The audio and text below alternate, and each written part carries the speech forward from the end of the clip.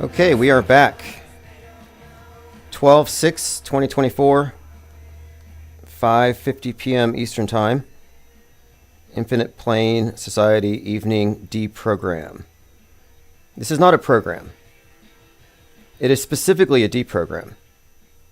And if you're not specifically a deprogram and your perspective and point of view is coming from the program, then you're just another programmer. And that's the default position. There are no unprogrammed. We've all been through it. Just some of us have opted out of it. Lots to talk about. I was out with a bout of food poisoning, and I used the time wisely. I watched The Madness on Netflix. I binged on all 8 episodes.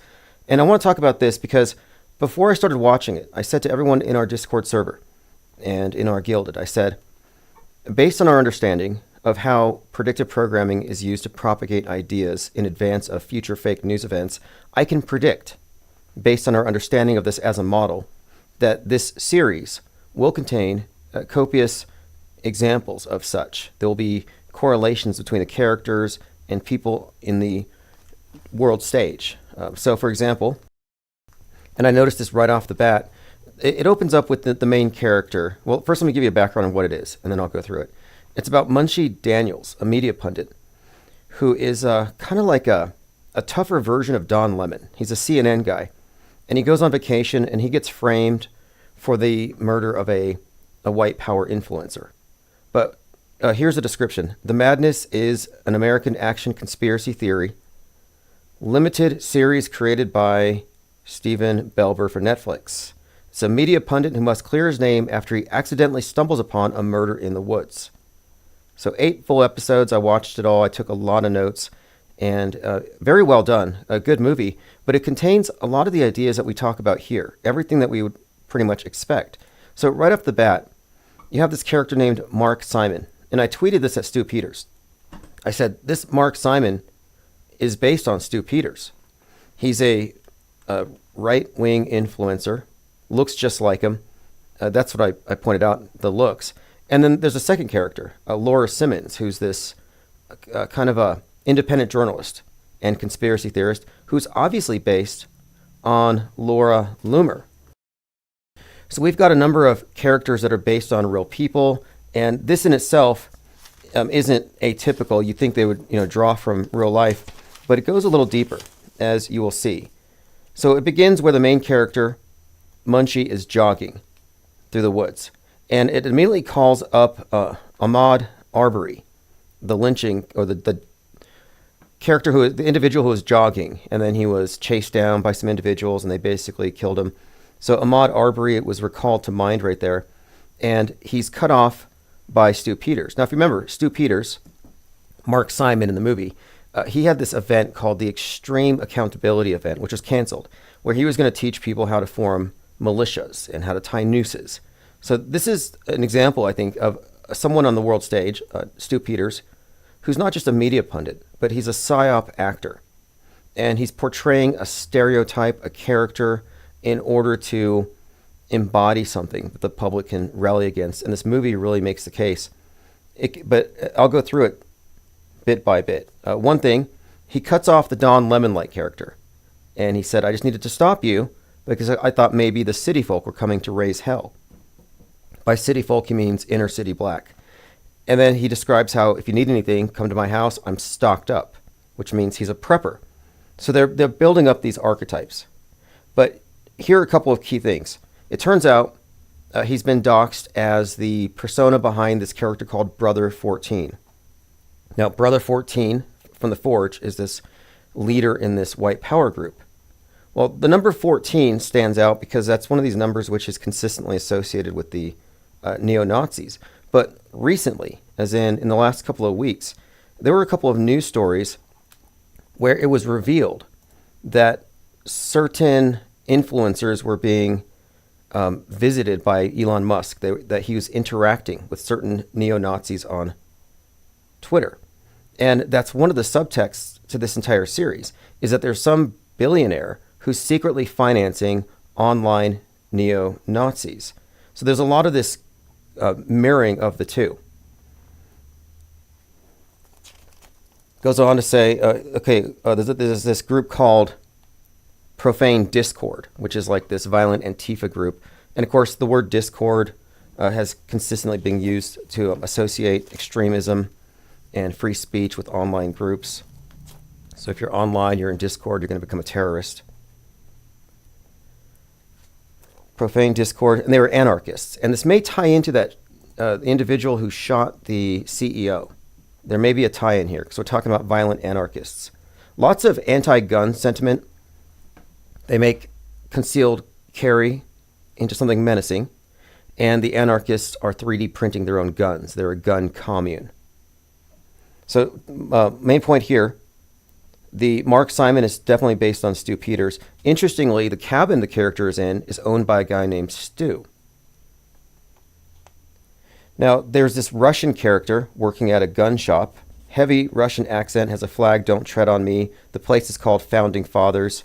Very ham-fisted, typical for Netflix when they're trying to broad brush and stereotype the right. Then you have a realtor named Don, which calls to mind Donald Trump, and then his son, Don Jr., is one of the main antagonists, killed very early on.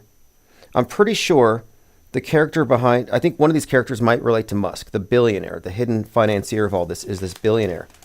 Now, some of the other things that come up here are the ideas of a mind virus. So the reason why this group is being targeted by the feds is because they're spreading disinformation and they're being paid to do so. So think Tim Pool and Benny Johnson and all these others being paid $100,000 a week by Putin through the company Tenet. Same thing. The company Revitalize in the movie relates to the company Tenet, which was paying these right-wing influencers. And one of the feds is describing how there's a virus in the country, and he's not talking about a literal one, but a mind virus, and that this mind virus is right-wing hate, and that it's killing people literally. And this has been a big part of what I've been really discussing in the last year is Disease X, how X or Twitter would be the vector through which the mind virus would emerge. And they would use this as the excuse to clamp down on free speech. And a lot of this movie is reiterating that point. So let me play this clip from the movie we're discussing. I took out a couple of clips here. And here's one where this FBI agent is describing this so-called virus that's taken over the country. And later on, you find out that the reason he's so motivated to go against this group is that this mind virus, which was paid for by a billionaire, had affected his brother and resulted in his brother's death. So the show is called The Madness. And I think it's referring to Disease X in particular. So here's that clip. We're both on a fragile branch. I could tank my career on this, but I'm sticking my neck out because there's a virus in our country. And I'm talking metaphorically. I got you. Which there's a virus in this country. I'm talking metaphorically. Now here he elaborates, but he's specifically talking about billionaires playing mind games with normal people through financing influencers. lets companies like Revitalize play three-card Monty with folks' minds. And it's a virus that kills. It fucking kills. And then the virus kills. Later, I think the same character refers to this as toxic misinformation. No, actually, I think it's, I'll get to it. But they talk about misinformation as being deadly, toxic. Now, here's another example of, I think maybe this could be related to Turning Point USA, Turner Diaries. The phrase turning point has a lot of significance in the right wing, in the various propaganda representations of the extremes. They always have these ideas of this eschatology. The world's going to end. They come to take the guns. We got to fight back. Timothy McVeigh was inspired by the Turner Diaries. But the turning point is when the government comes for the guns. Well, here's a reference to Turning Point. And I do believe this is why Charlie Kirk called his political action committee Turning Point USA. So Turning Point is all about this civil war scenario or insurrection. Back to your roots. And brother, that woke me up. And I bet I ain't the only one. This is a turning point. This is a turning point.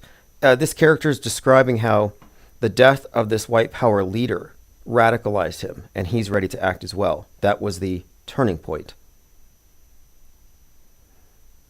Now, it's 8 episodes long, and I went through the entire thing, and I found consistent messaging relating to an idea of this mind virus coming from the right, essentially being used to even rig elections. It's kind of interesting. You could tell Netflix is leaning is to the left. And I was having this conversation on Twitter today with some synchro mystics. And those are, people who tend to look at predictive programming as something coming from a higher power, like an expression of the universe's, attempt to wake us up or something. Anyway, we had this longer conversation about predictive programming and such. And I don't want to get too far into it now, but sorry, I'm catching up on something here. My browser's a little slow. Okay, there we are. Well, we're looking at this predictive programming thing as a model, as propaganda, and others are arguing, well, maybe it's not coming from man in particular. But one of my points has been all of the propaganda in the form of media foreshadowing, which is another way of describing predictive programming. All of it has the politics of Netflix. Netflix's politics lean left, and it's designed this way. And so you couldn't really make the case for me that something higher than man is responsible for this correlation between entertainment and fake news, because it's too much aligned with the political reality of the day. It's not like it's universal, it's not ubiquitous, it's actually very targeted. And I think it's targeted at creating an enemy out of any kind of American nationalists. It's creating an enemy out of anyone who's opposed to some kind of global one world state. All right, we're joined by Thomas Hughes, Messianic Charlatan, Frugal Snowbird, Dory Formiller, HBIC from Twitch, Anufel, Reverse History. Thanks for joining. Appreciate that. Yeah, I'm over the sickness for sure. And we will be live tomorrow for Infinite Plane, Saturn Day. Kevin Waring says, my take on the movie is the book that Munchie was writing at the cabin, all made up. What was he reading? What was he writing? Oh, I see what you're saying. He went off into a retreat, into a cabin to write a book. And so you're thinking this was all made up. Interesting. Well, it's a movie about a guy trying to get himself out of a situation where he's been framed, and you find out that the police are all in on it. He's surrounded by racists, and that the entire system is intrinsically aimed against him. And one of the FBI agents realizes that even when he brings the evidence, they can't go to the head of the serpent. They have to shoot. They have to take out these low-level operatives, and the people who are secretly financing these things are above reproach. Anufel says, can you guys explain to me the CEO stuff from an auto hoax perspective? Yeah, generally speaking, when something is telegraphed to the masses in a very concise package, like here's who did it, now we can all look, here are some facts, and we get all kinds of details in a really short amount of time, I tend to think it's more of a PR event, a psyop. I think there must be a political motive to it. And in the case of the CEO who was shot, we got a lot of information. We know what was written on the side of the bullets. Before even the corpse is off the street, the name's out there. And generally, when somebody dies, the media doesn't get the person's name until the next of kin is notified by the medical examiner. So it just seems like the story was rushed out there. So there's an intent behind it. If there's an intent behind it, it's likely fake and engineered. What purpose? I don't know yet. But it has all the hallmarks of being a hoax because of the sheer volume of information we got right away. And it's certainly not over yet. And, even if it is real or fake, we don't know yet. We're still waiting for more information. We have to suspend judgment until we have enough facts to support it. So I'm suspending judgment. But I am noting that people assume it's real and they respond based on that. And I'm finding an alarming number of people on Twitter who take sides with the shooter. It's this anti-CEO sentiment. And even this was reflected in this movie, The Madness, where you do have this anarchist type who ends up shooting it's like at the end, it's called poetic justice. So you do see a lot of this kind of class warfare kind of imagery put in these Netflix propaganda films that are consistent with this idea of lionizing the villain, the shooter. Clockwork 113, Shannon Jones, thanks for joining. Roxy W, Diana South, Copaesthetic.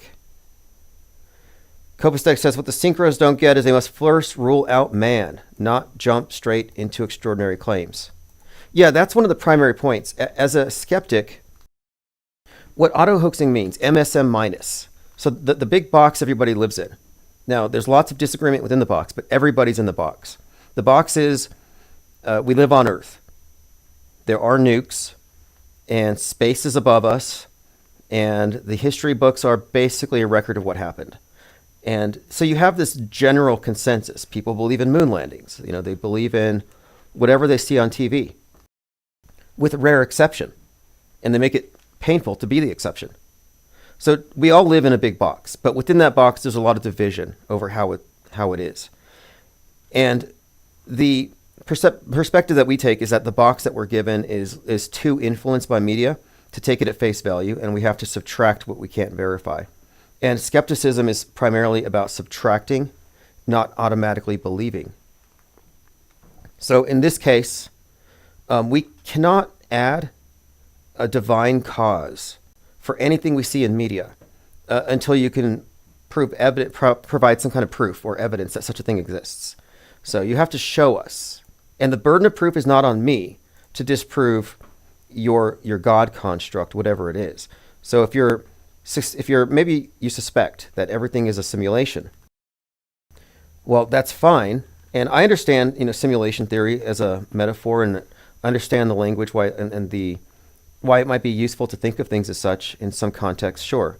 But I'm not going to say that the eerie coincidence of the Netflix show White Noise preceding a train wreck in real life in the same area, I'm not going to say that that is caused by a higher power until I can rule out what I know to exist, such as man, psychological operations, hoaxes, liars in media working with government in order to influence the mass mind. And then one other point that I had to make, I was thinking today that I think it's important to emphasize, is that there is a worldview monopoly, and all the evidence you need is 2020. Doesn't matter how much we disagree on the small things. It's the big picture that we agree upon, and that's the game board. But nothing right now has convinced me that we need to look towards supernatural explanations for what we see on the TV screen. I feel like I shouldn't even have to argue this point. But if there is evidence of it, then I'll be the first one to get ahead of it. And I'll start pointing out what's on TV and how it's being communicated to us from a mysterious source. But I think that the mystification of media is one of our primary barriers to seeing through the fakery. Like, I will say that we do live in a simulation in terms of our mental map of the world. Our mental map of the world that we have a consensus agreement upon does constitute a de facto simulation. In our shared consensus, internalized worldview, there's such a thing as space junk. Any one of us could wake up and see something fall through the ceiling, and that's the last thing that we ever see. We could all be killed by space junk. I mean, if you share that particular hyperstition, which I don't. But the general consensus believes in space junk. I don't. So what does that mean? It means that I've stepped out of their simulation. I stepped out of their alternate reality game. I don't believe in a lot of things that augment the consensus reality. And this includes claims made about the weather, the climate. This includes things made about planet killer asteroids or the effects of mass immigration. Like, there are so many things that people are polarized on that I simply do not believe matter, even in the slightest. I don't live in that simulation. And I think that the simulation theory goes too far, where they're suggesting that the world is literally a simulation. And I'm saying it's not useful to just, I think, not separate the mental sim from the real thing, because that's what we're primarily trying to do. The worldview monopoly seeks to impose a manipulated version over the real thing, and they get away with it in most respects. That's why there's such a heavy emphasis over the metascript. I'm sorry, the metaverse. The metaverse seems to be where they want us, not the meatverse. And when I say scripted, like for example, fake news, this is not a reach.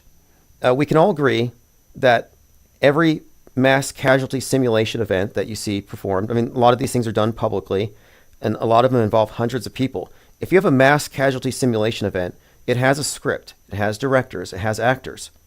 Now, if you were to perform such an event on the news, in front of the news cameras, and pretend like it's real with their complicity, you would then have an incident that would constitute fake news, or rather a segment of fake news that becomes history. You would have a simulated event that becomes, quote, real, because the consensus believes in it. Now, if you think about how many different scripted fake events have been tacitly accepted as real, you can see how our shared history is bolstered largely by fiction. It's a mess. It's so divorced from objective reality. It only represents the worldview of the worldview monopolists. And there is a consensus. And the consensus, though, the consensus view, as diverse as it is within, agrees on the big picture. And one other point here is that fake news day by day does become fake history. Like, that's axiomatic. We've been studying fake news with this channel for, it's like 6 or 7 years. Well, if you were to open up a history book, everything that we called out fake in the last 6 or 7 years is written in the history books. It happened, no matter what we think. They didn't just start faking it when we started paying attention. Messianic Charlatan says, fictional Netflix characters based on fictional world stage characters. Yeah, the fact that they killed Laura Loomer, and I tweeted her. They killed Laura Loomer. Her character, Laura Simmons, is killed with some kind of nerve agent that simulates a heart attack. The Stu Peters character is dismembered. And interestingly, Stu Peters, as recently as last week, claims that there have been hits put out on him, that there's money out for someone to go injure him. Now, one other thing about this movie is that they made this strong the Madness series, is they make this strong correlation between billionaire influencers and right-wing neo-Nazis and their ability to completely subvert democracy. So it's not hard to tell that the rich guy behind the scenes is Elon Musk, some tech guy.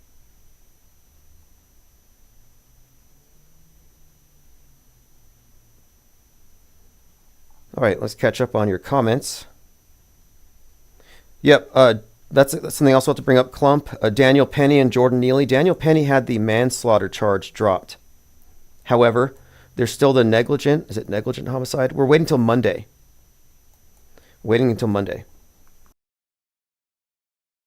But that story, the whole thing is obvious. I would bring this up too. I would just say that it's all a hoax. Daniel Penny is a PSYOP actor. Top earning Give, Send, Go crowdfund account, but it's 100% a PSYOP, and Synchro Morpheus has made a great case that it was likely directed by Jordan Peele. The name Neely seems like a punny type joke, like Neil, as in Derek Chauvin kneeling on Floyd, because it's a comparable event. And what makes it really interesting to me is that it happens on a subway. And for that entire year, we were talking about subways, how the right-wingers, like Stu Peters, were talking about you have to get out of the cities. And they would post videos on Twitter of people on subways being violent. And their catchphrase was, get out, get out, get out, get out. So I thought, what does get out mean? Some kind of loaded phrase. It means get out of the cities, get out of Democrat-controlled cities, go rural. Another one of these political dichotomies, rural versus urban, right, left. And I keep seeing get out, and it turns out there's a Jordan Peele movie called Get Out. Now, this stood out to me because Jordan Peele directed Nope, and Nope was based on George Floyd's death. I mean, Nope's about a UFO, but it's about spectacle, and it was inspired by the spectacle of George Floyd's death. So when I see that Jordan Peele did Get Out, Synchro Morpheus pointed this out, it makes sense, because Get Out has a character that looks like Daniel Penny. In fact, I can pull all this stuff up. It's on Twitter. He's a strangler, a lacrosse player, but it has so many overlaps. It's pretty incredible. Nicotrama says, has the hallmarks of a hoax due to the sheer volume of the information we got right away. Very astute. Yeah, exactly. You have to think about it. If it's a real criminal investigation, what interest do the police have in disseminating all the details like that so fast to the public? It just seems a little like show business. It gets you involved in it. World Stage says, when is Stu Peters going to put out a new rap album? Well, I think he got done appropriating black culture and then he wanted to hang blacks. So I don't know if he can go back to that. He took a picture of himself walking through the woods with a noose. Like, no, there's no walking back from that. And by the way, Stu Peters was born on April Fool's Day. What does that tell you? I think these are manufactured fall guys. And I would include to a large degree Elon Musk, where their job is to destroy free speech. Their job is to use the vector of X to spread the mind viruses that the collective will say, we must be protected from this. This group is getting into the commons and they're spreading their hate and it's causing real death. In fact, that's what I was pointing out in this clip, is the characters describing how the virus is causing real death. Now we're talking about the mind virus. Okay, so here is a CNN producer talking to the main character, and he says, we all understand. The whole world knows about lethal disinformation. So again, lethal disinformation, disease X, the mind virus, the thought crime, it has been isolated, and we all agree it needs to go. And so they have turned the white nationalist into a scapegoat. And it's largely a manufactured character and always has been, ever since McVeigh. And the idea here is that these online sites are being financed by shadowy people and they have too much influence and power. And the idea of individuals having too much influence and power because they're rich is a reoccurring theme. It's been brought up many times with Musk, who is not only the leading source of mind junk or mind viruses, but also the leading source of space junk. And they've made these correlations between the commons of cyberspace and outer space and how both are now at risk because of rich individuals. And this all ties into the general critique of the West and the idea of the entrenched wealthy having too much power and influence. Donna South said, remember not long ago there was talk of having chat with Stu Peters, never happened. Yeah, I reached out to him. He said he was going to chat with me, and then I guess his handlers told him no. Or he looked at my Twitter feed. Like, it's pretty damning. If you look at my Twitter feed and you're part of the MSM infrastructure, even if you're alt, you're obviously not going to talk to me because everything that you believe is consistently being questioned here. And it's not a conspiracy theory, by the way. The worldview that we share collectively was shaped by liars. And here's an interesting article. This was shared on Substack. I think Fakeologist shared this link. Yes, this is the one. Acting the Part. It's this article on Substack, which I linked, but I'm just going to read an excerpt from it about Crisis Cast.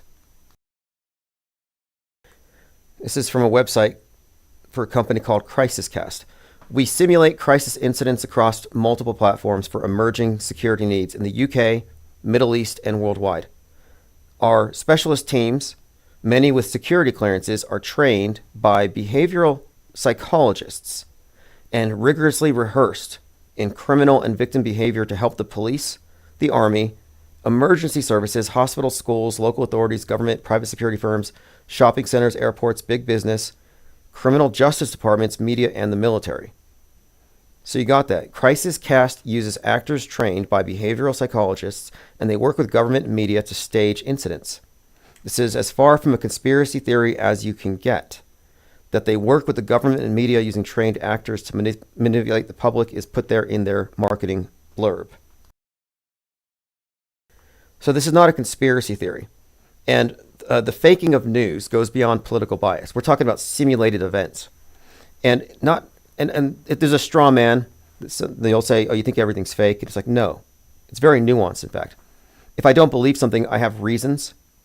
And my informed non-belief weighs more than your low information belief. And if you were high information, you wouldn't believe it. So we don't just say everything's fake. We have a criterion. But more importantly, you have to recognize that the media doesn't always lie, but it lies strategically when it can get away with it, like a good liar. So it's like whenever there's some kind of transformative psychological operation that might impact the big narratives, that's when they're going to fake it. But it's not like everything is fake. Nobody makes that claim. But saying that everything's fake is obviously fallacious, but so would be saying everything is true. So then the question is everything true until proven false if it's on TV? No, it's everything should be considered false until proven real with the facts. And that's not a tall burden, considering that the media's job is to provide those facts. And if they can't, you should be asking why. But what happens is truthers will supply their own facts to fill in the blanks. They'll invent stories, second shooters, etc. Okay, let's go through. I'll go through some of my Twitter accounts. We have a lot of threads here today. But main topics: Nick Fuentes arrested, Pimp on the Blimp Hindenburged, Laura Loomer threatening to sue InfoWars, Madness reviewed, and your calls. Let me open up phones. 505-510-4226 if you want to call in. Phones are now open. Any topic right now is fair game. Conscious Reality says, I think there might be something up with the healthcare. Dr. Oz appointed to Medicaid. Right now, there's a shortage of medical supplies and hospitals are turning people away in ERs. Interesting. Ted Stryker said, I heard in an old podcast replay that Nelson Mandela was a Mason. That is new to me. Does Nelson Mandela know that he was Mandela affected? It's a good question. Like Joe Alstein, does he know that the spelling of his last name changed? You know, Mandela effect has been, I think, one of the most prolific conspiracy theories ever, and it will remain so because it's so apolitical. It doesn't hurt anybody's feelings. It doesn't attach itself to any scapegoats, and it kind of falls into the paranormal. But I've been noticing it gets a lot of traction on Twitter. It's just huge for engagement bait. People are still pushing Mandela effects, and I'm like, you would be better served to actually learn about what you're really dealing with here, which is called the misinformation effect. Because there's a lot you can learn about memory and how it really functions and how the media plays into our lack of understanding in order to basically Mandela affect us. The Mandela effect really refers to gaslighting and misinformation, the misinformation effect. In fact, I call it the misinformation effect now. But another point it brings up is the desire of some to believe rather than know the truth. Because if you believe it, then you're believing that you're jumping to different dimensions and reality's shifting in little ways, but you're waking up. So you have this sense of spiritual evolution or transcendence, like now you're on a higher spiritual plane than the normies who don't see it.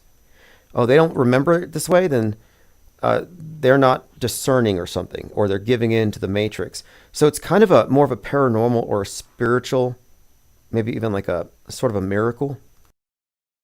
But it's a spiritual phenomenon, or at least that's how they treat it. And as such, I would normally be hands off. Like, I'm not going to dispute somebody's claims if they're claiming to have legitimate mystical spiritual experiences. However, the Mandela effect is not even close to being considered legitimate spiritual or mystical phenomenon. It is literally a form of mind effery. And there isn't any way around this. You know, it's very well documented, the effect of the interviewer on the person being interviewed and retroactive interference on recollection. These are not mysterious areas. Like these are things that are very well understood. So there's no reason to continue to fall for it, but some do. And it's because it's attractive to a certain segment of the population. But what I've tried to move away from here are attractive mystical explanations that kind of give the believer the idea that they have seen through the Matrix, that they're exceptionally discerning. No, the Mandela effect doesn't make you discerning. It means that you've been deceived.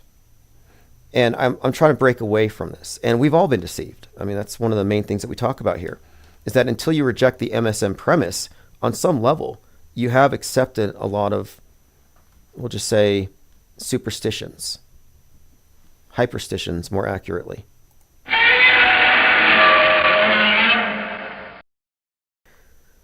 Conscious Reality says, Dr. Oz. Doesn't Oz mean something? Yeah, as far as that goes, we do have that movie Wicked, which just came out about the Wizard of Oz. And I did watch it. And at the end, you do have the Emerald City getting EMP'd by the Wicked Witch. Seattle is the Emerald City. So you have that connection. And its release date initially was 11/3, which also adds to that particular bit. As far as the Oz connection here, it is very curious. I'm not quite sure, but I'm looking into it. The phrase, do what thou wilt, Aleister Crowley's phrase, Jay-Z wears it on his sweatshirt. It comes from the book Liber Oz, which is the Lemite manual for the New Age. Thank you for feeding the crack, Gwyn, Nicotramus, the IPS. Thanks you for your support and participation. He says, I have an idea for the think tank. One day when P. Tripper is online, I'll call and try to talk it through. Okay, yeah, for sure. I mean, I'll see if I can get him on. I know he was in chat earlier today on Discord. Okay, continuing. Now, this is Synchromorpheus. Synchromorpheus' account on Twitter. And I should probably share my favorite Twitter accounts.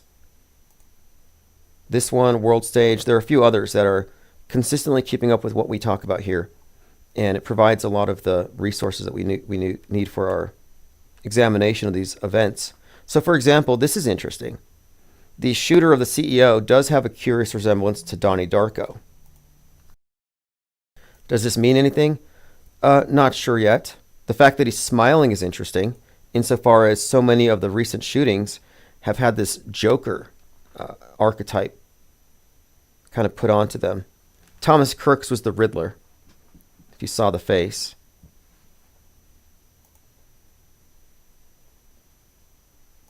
Okay, CJ said, 26 days before the United Healthcare CEO was shot, there was this news story about the evils of Trump's healthcare plan with an image of his head in a sniper's scope. So take a look at this. Incoming Trump presidency threatens millions of Americans' healthcare plans. It's from The Guardian. And if you look, it does appear to be crosshairs over his head. So would you call this predictive programming, foreshadowing? I would say yes. Now, whether or not it's intentional, it is. This would be considered. I mean, it obviously would serve that purpose. It matches. You got the terms here. You got the crosshairs, you got Trump, you got the healthcare references, and the demonization of Trump. It literally says the evils. So what are we looking at here? The evils of Trump's healthcare. And then I compared it to this. This is the image of Trump. And in this case, it would seem that the Supreme Court justices are somehow involved in this. But it has the imagery of Trump with his head, blood dripping down the side of his face, but specifically his ear is clipped. And this was right before he was shot. I mean, we have many examples of what we call media foreshadowing. In fact, I pretty much said earlier today too that predictive programming could just be referred to as media foreshadowing. And what is it foreshadowing? Well, it's foreshadowing future fake news events, the future fake history. It's all a nice closed loop. None of it's accidental, none of it's coincidental. And the more recent, research we've done into the concurrent programming in the last year and a half or 2 years is even more conclusive. That there is a deliberate synchronization between all media and future fake news events, that we're always being set up for what's going to happen on the world stage next. And that these are not anomalous events, like 9/11, for example, was not some anomaly. There shouldn't be 9/11 truthers just focus on this one event myopically, or the whole school shooting phenomenon. Like, people focus on one school. It's like, if you looked at 50 of the shootings with the same lens, you would arrive at a more coherent picture of what we're looking at here, and who it points fingers at. Because this is not like Democrats tricking Republicans. Trump didn't trick Democrats and his own followers by faking his ear wound. No, this is top-down deception that both sides are complicit in. But there's just various levels of awareness, obviously.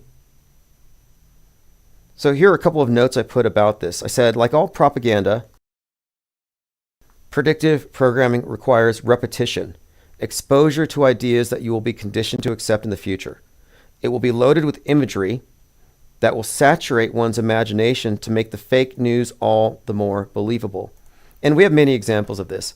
Post 9/11, a lot of people's frame of reference was the movie Independence Day or Armageddon or any other of the dozen or so movies at the time that were about buildings falling, terrorist attacks. We have so many examples. For example, one good one actually is Collateral Damage, where there's obvious relationships that are so intertwined that you would have to really engage in some mental somersaults to not make these connections, to recognize it's all coming from the same source. Now, who is the target of this? And I'm responding to JLB, who said, how does this condition us? And who is the us? Well, the conditioning process is just like advertising. You have to be exposed to an idea through repetition. We know Edward Bernays. We know how the use of propaganda and PR has been well demonstrated to influence the mass mind. I mean, look at how readily the public has given up privacy. 1984 used to be a nightmare scenario. Now everyone is self-surveilling. They changed the culture like practically overnight. But the target, the us, are the believers in the dominant paradigm. Those who live in fear of nukes or Gaia's wrath, who accept the news as real, and this news becomes our de facto shared history. Those who accept the big picture as presented by big government, media, psychological operations. This is a world religion. So the believers in the dominant paradigm are in fact in the world religion. And it may be dressed up like science, but it's still replete with all of the traditional superstitions of religion and the dynamics of the informed, enlightened priesthood and then the sheep. There is a knowledge disparity. And one of the main things that separate the programmers from the programmed is the knowledge of fakery. That's why none of the mainstream conspiracy theorists talk about fakery. Why doesn't Alex Jones, who's been at the supposed tip of the spear of conspiracy theories for 30 years or whatever, how come he never talks about fakery? Think about it. We have nothing but consistent reportage on the use of media fakery. And we're not the only ones doing this, but it hasn't been assembled into its own body, like trutherism. Like the whole idea of conspiracy theories as like a sort of like an alt media realm, this trutherville, it's kind of become the de facto place to go if you don't trust the news. But it has never accepted media fakery as an explanation for anything. They've always just served as the heel. And I'm not a heel. I'm not part of their ecosystem. So what Laban's response was, so exposure to the ideas that you'll be conditioned to accept in the future means that if there wasn't an Atlantic image with a mark on Trump's ear beforehand, the masses wouldn't have accepted the assassination story. Is that what you're putting forward? And no, that's not. That's kind of an oversimplification. What I am proposing is that we have decades of predictive programming for the entirety of Trump. The person we see as Trump, he's real. He's not fake. But he's a glorified crisis actor. And given his historic significance, they have etched his mythology, his entire life, onto our collective psyche, even before he has lived out the events. We knew about Biff Tannen, who's based on Trump. We've talked about this before. But Trump just now entered into his Biff Tannen stage. We've talked about the 1958 trackdown. CNN has talked about this, that predicts Trump. It even predicts his arrest. When CNN noticed trackdown, it was in 2016. before his arrest. So the predictive programming had even foretold things that hadn't happened yet when we figured out that this was predicting his future role in very significant ways. This is similar, I would say, to how we pre-experienced 9/11, and we pre-experienced 2020 through the medium of entertainment. Like if you watch The Walking Dead, let's say you watched all 50 seasons of it, you just watched hundreds of hours of programming for quarantine, for fear of the non-vaxxed. That's what it comes down to. The general theme of The Walking Dead, the zombie virus, and the need for the cure, and you must hide out, that's all conditioning. So when these events occur in real life as psyops, they're experienced as inevitable, as byproducts of what came before. And the fake news day by day represents our pre-scripted historic narrative, and it's performed through psyops. So they want us to think we're in the age of mass shooters. Well, they perform these events, and now it's true. And they shape the culture. And then movies are based on these things. People write books because they live in this world where these things happen. I don't live in the world where we experience 20 years of mass shootings. And I'm not a reality denialist. I insist upon reality. I'm not a fantasist. I'm not a delusionist. I don't augment my worldview with things I can't verify. Why should I? They're the news. It's their job to supply the facts. The fact that they leave us kind of lacking in that regard, we don't have enough information to believe it, is not my problem. I don't need to take a leap of faith. They need to do better, and they can't. If any of these things were real, it wouldn't be hard to provide evidence. Okay, so clarification here. John LeBon said, what do you mean by collective psyche?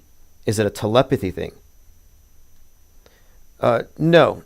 When I say collective psyche, what I'm talking about is specifically our consensus worldview, the zeitgeist. So, for example, I would say it's safe to say most people in America are familiar with Biff Tannen as a Trump proxy. I think it's safe to say that Independence Day was widely viewed before 9/11, as was The Matrix. And these movies are propaganda ammunition in the wider Psy-war. So if you look at any movie that reaches critical mass, that's what I mean by collective psyche, that no one can say, oh, I wasn't aware. I wasn't exposed to this mind virus, which was meant to bias me towards a future news event in a certain way. So they use these movies that they know will reach wide demographics. It's predictable. It's not different from how religion spread.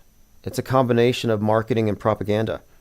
And the ability of the government controlled media to shape consensus is well established. Because if you haven't noticed, most people believe we're going to Mars. That's a propaganda victory. Like, they do have control. There's not a doubt there. But as far as this question, what do you mean by, collective psyche? I'm talking about, again, our shared worldview. So right now, it's pretty much accepted that space junk is real. If a lot of space junk starts falling from the skies, you're not going to have a lot of people calling it fake, except for, you'll have the conspiracy theorists who will, but you're not going to have space junk denialism become a mainstream position. It's not mainstream. People tacitly accept. Do you know anybody? Go talk to a random person and ask them if they believe in space junk. Well, there's not going to be a way for them to say no. They don't live in a world where there is no such thing as stuff in orbit. It is the program. Now, when I'm talking about also the predictive programming and the media saturation, these ideas that are put out there, it's an echo chamber. And it's not just some minor thing. Not everyone reads The Atlantic. But just a few examples. The latest Captain America, the HBO hit series The Boys, Amazon series Cape Crusader, several magazine covers I could reference, all foreshadowed the Trump ear wound. We had Thine Ears Shall Bleed. I put my list of top 11 favorite predictive programming examples for the Trump ear wound, but there are so many of them that you could say that this is all designed to create an echo chamber effect. Even the HBO series The Boys was remarked upon self-consciously by the mass media, because It was so close to the Trump event, they had to change the title. Season 4, Episode 8 was originally called Assassination Run. They changed it because it was so predictive. So we're talking about an echo chamber effect.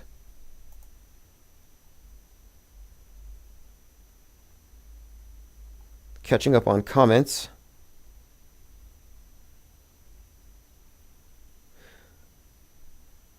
Cygirl says, people harbor a visceral hatred for parasitic insurance industry and especially predators like UHC.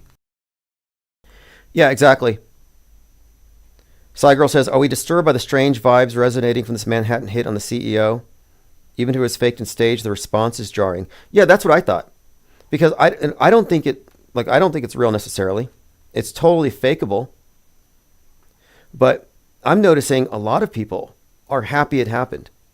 Like, this is when you get revelation from people. You can see how they're responding to what is really a hypothetical, but they don't know it. It reveals people's character. The world stage does do that. Echo Charlie, yep, I agree. Space is a heaven the atheists will believe in. Well, that's what I mean by shared worldview. You could argue, like, this group believes that this is what paradise looks like. This group has this concept, and these are mutually exclusive, but everybody agrees in outer space and space travel and moon landings and scientific miracles like walking on the moon. So when you get down to it, even the atheists believe in a form of heaven, but it's a heaven they can test and verify. So it actually is supplanting the previous versions. And then as far as like our world religion, I mean, I would call it Nasatology because it is utopian. And they use the concept of space travel and Mars bases and lunar bases to build in our minds a form of heaven, a utopia, sustainable living. Luxury space communism. Echo says, Tim, when are you going to review Hallmark Christmas romance movies for the Metascript? Yeah, send me if you want me to review it. I will watch pretty much anything. I will expose myself to mis, dis, and malinformation. It's part of our research here. We have to. Cygirl says, shouldn't we be weeping and moaning and wringing our hands over the suffering amputee children of Gaza, even if they're not real? The original skeptics, like Piro, for example, described skepticism as suspension of judgment. And that if you don't suspend judgment and you treat every proposition as real, you're going to find yourself worried, concerned, and mourning for a lot of things that don't matter. And if you add it up over time, do you want to spend your life, plugged into fakery, being manipulated emotionally? We live in a world of manipulators. I mean, that's just a fact. And you only have so many F's to give. Do you really just want to give it away flippantly? And I would say, no, I would not be emotionally manipulated at this point. I don't give in to that kind of stuff. No one's going to tell me which victims to weep for. And it's always selective and political anyway. And I've noticed too that people put their ideology over their religion, and they put entertainment value over ideology. It is a very shallow world, I think.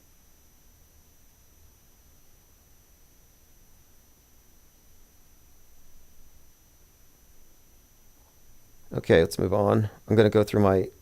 Now, I don't really care about Laura Loomer, nor do I care about Nick Fuentes, but I only bring them up for very specific reasons. Months ago, I talked about how we were going to observe what seemed to be the controlled demo of the right as they create these caricatures and then tear them down and get the public to agree that they all need to go. So it's not a coincidence, I don't think, that Laura Loomer right now is threatening to sue InfoWars. And the reason why is Milo Yiannopoulos is going on InfoWars tomorrow. And 2 nights ago, he went on to Alex Stein's show. And he called Laura Loomer some things that could get him sued if they're not true. And he's going to go on InfoWars and he's going to repeat these things. So she's threatened to sue InfoWars already, which is kind of funny because they've already been sued to death. But if these accusations, these allegations pertaining to Laura Loomer are true, then she's done. You can't get over these things. And she's amplified it. So it's going to happen very soon. And I think it's notable here that both Stu Peters is getting death threats and Laura Loomer is about to be dragged down. Nick Fuentes being arrested for battery of a 57-year-old woman after, months of misogynistic content going viral. So it seems to me that there is something going on here. And I'm watching this movie, The Madness, and there's a character called Laura Jennings who's 100% based on Laura Loomer, and they kill her with a heart attack gun. You have Stu Peters getting dismembered, and the hero of the story is Don Lemon. I do think the main character, because they even joke about it at one point, they call him Don Lemonade. I think he's more or less based on Don Lemon, and the idea was that he was too sympathetic towards the left. And if you remember, Don Lemon was always calling the riots of 2020 peaceful protests. So there was this motivation inferred that he would have it in for this right-wing group. So he made the perfect scapegoat. But I do find it notable here that these characters take a downfall at the same time some movie character that relates to them takes a downfall. Similar to what happened with Andrew Tate, who's still on house arrest. And he's the basis for the character in Speak No Evil. And Speak No Evil came out right after he had been arrested. And Speak No Evil's main character is consciously designed on Andrew Tate. We're constantly seeing these correlations. These are not coincidences. It's engineered.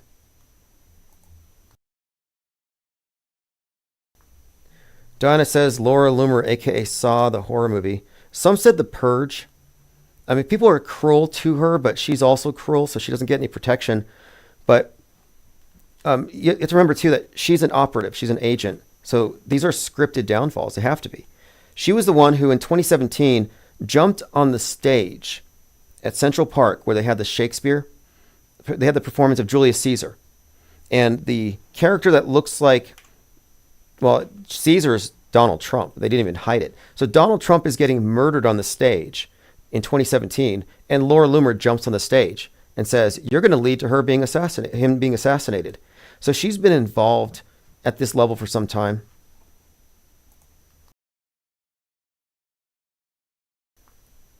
What's up, Mango Penguins? He said, I'm going to charge and hit the streets. Be safe. Live your show, Tim. Yeah, will do. And join us tomorrow for Infinite Plane Saturn Day. So Pimp on the Blimp Hindenburg. Look, Milo Yiannopoulos is distasteful. I don't know why anybody would watch him. He was the original editor of Breitbart or something. He bathed it in blood with Laura Loomer. So this is just an example of how this is like a really incestuous group. They all know each other. Fuentes, Loomer, Milo, and you wouldn't put them all together. I mean, Fuentes is this white nationalist leader guy, but then he's hanging out with, people who are just the types, like, I mean, it doesn't make sense when you really get down to it. It's so inconsistent. But I don't really care for these characters. I know that they're obnoxious, but we're just observing what seems to be a process. So he goes on to Alex Stein, and he offers some criticisms that seem to be kind of harsh. And Stein kind of sits there as Milo makes these accusations against Laura Loomer. And afterward, Stein deletes the episode. And then he offers an apology on X to Laura Loomer for the lies of Milo. So Milo has turned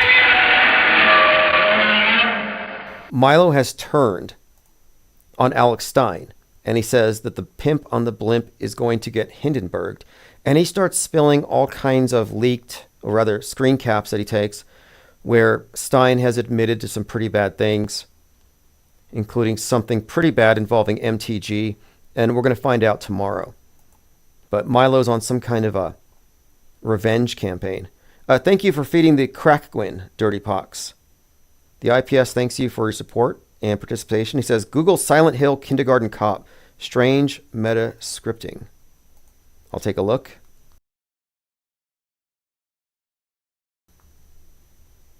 Kevin says, Milo ran Ye's company. Right. Cygirl says, elaborate on the Poe archetype. Well, any provocateur is a Poe. We're talking about parodies of extremism. So you have someone like Nick Fuentes. I would consider him a Poe. Like, I don't believe he really believes any of what he says. He's almost 30.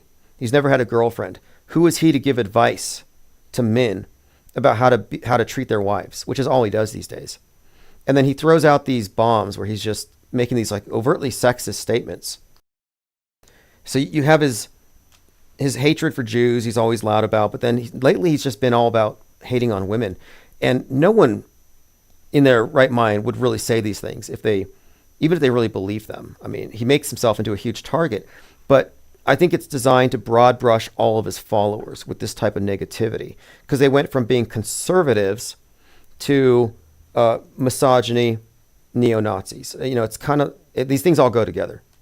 And if someone espouses, anti-Semitic views, they're in the box. But there's these things. I'm writing an article called Belief Clusters, because it's safe to say if somebody has one of these beliefs, they have others attached to them. And you can lump them together. You're not going to find an America First person that doesn't think that women should be denied the right to vote and that they should all be pregnant by the time they're 16. They all think this way. But I don't believe he really believes this. He's not living this way. So I tend to think he's a parody of extremism in order to destroy any sort of solidarity on the principles of America First. To demonize American nationalism and to taint it. Sort of like conspiracy theories used to be fun, used to be thought experiments, but then they became overtly politicized. And now most conspiracy theories end up wrapped up in right-wing politics, and then they get called conspiracists or conspiracists. And when I started looking at, for example, NASA fakery, I'm not a hateful person, but then I was surprised. I'm like, wow. One minute you're looking at NASA fakery, and then you're surrounded by a bunch of Hitler fans like Eric Dubé, who are talking about the need to racially segregate the continents. Meanwhile, he's living in Thailand, not in Europe. I mean, none of it made sense to me, but it just seems like a lot of poisoning of these various areas of discourse. And that's one of the reasons why I'm saying that we have quarantined. What we're doing is not alt media. We are not in Trutherville. If you're auto-hoaxing, you are not in Trutherville anymore. If you're truly being skeptical, you should have stepped outside of the political horseshoe. Yeah, exactly, Jay Nelson. Fuentes is a powerful white nationalist name. Like the leader of the Proud Boys. What was it? Enrique something. And they're all feds. I mean, he still could be a fed. The fact that he just got arrested doesn't mean he's not. He's probably not going to even serve time, although it'll be interesting to see, because if you don't know the story, he was doxxed after he said, "Your body, my choice." Some feminists show up to his house. Someone rings his doorbell. He opens the door and he shoves her and he maces her. So is that self-defense? Well, if he can argue that he felt threatened by the 57-year-old grandmother, then sure, self-defense. But then he has to answer to the judge anyway. Well, if it was self-defense, why did you open the door if you felt threatened? If your life is threatened, why would you open the door? So it'll be interesting to see how it plays out. But then there's a point, too, where he was the recipient of many threats. There were stalkers online coming to his house, so you could see why he would be on edge. But he's going to be, I guess, met with a lot of skepticism from the judge. Why didn't you call the cops? And being the leader of a fascist white nationalist group, you would think he would have security. You would think, but no. Nope, he just felt safe living in his mom's house. No irony there. Being protected by a woman. Joined by Patriot, says, "Hello, fellow patriots. Let's make America proud again. There's nothing wrong with loving your own country." No, I guess not. I kind of am annoyed by the fact that the term patriot has just been, I think, wrongfully co-opted by a bunch of people who spend their time tweeting and retweeting. Propaganda mules, thinking they're being patriotic. It's like, no, you're just sort of a unpaid, I guess you would call you almost like a street team. But they're basically working for the GOP. The Q movement, I think, had largely just succeeded in, and this was the agenda, I think it was largely about, let's take all the conspiracy theorists and turn them into Republican voters. Jay Nelson says, Milo's entertaining. I like him. Yeah, he is entertaining, and I think he gets traction because he goes after people that, people want to see take a fall. He's certainly a strange character. I mean, I don't really follow him that much, but I am following right now because he's going on InfoWars tomorrow. And I thought his interview on Alex Steins' show was a catastrophe. Worth watching. Thank you, Lucid Streams. Cygirl says, Pose operate on the left as well as the right, no matter how puerile and shallow. I get the feeling that those on the left actually believe it. Like, name a left-wing provocateur that you would argue doesn't actually believe it. Like, I don't think Fuentes believes what he says. Let's see. I'm thinking. So left-wing provocateur, bomb thrower that doesn't really believe it. And there's a fundamental distinction because I don't think it's as simple as an equivalence. I don't think that left and right are equal, even though they're on the political horseshoe, because the left is married to big government. It's attached to big media. So there is a fundamental distinction here. It has to do with the relationship to the state. You could accuse the left of state-olatry, state worship. So I think they are really true believers. I don't think they need Pose and provocateurs on the left. I think they naturally tap into the unhinged who want to graft themselves onto state power. Patriot says, why do you dislike the color of your own skin? Are you self-hating? 1 billion people, only 1 billion whites. Oh yeah, I'm not really a race warrior.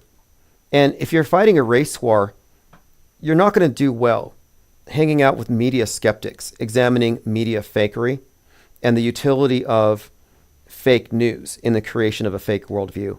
Like, we're kind of outside the purview of those of you fighting a race war. What you should be doing is you should be making babies, preferably in Europe, I guess, right? If that's your whole take, ethno-nationalism. Like, what are you doing here in this chat room trying to fight for your race? Like this is not the place for it. You're not going to convert anybody, and you're not adding to your population.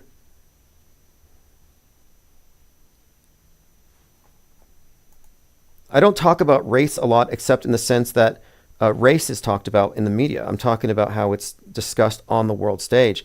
And I would argue, too, that the left-wing version of the world is critical race theory, and the right's version is a similar framework of victim and oppressor, but theirs is critical Jew theory. And there's a reason why. These are identical. These are mirrors.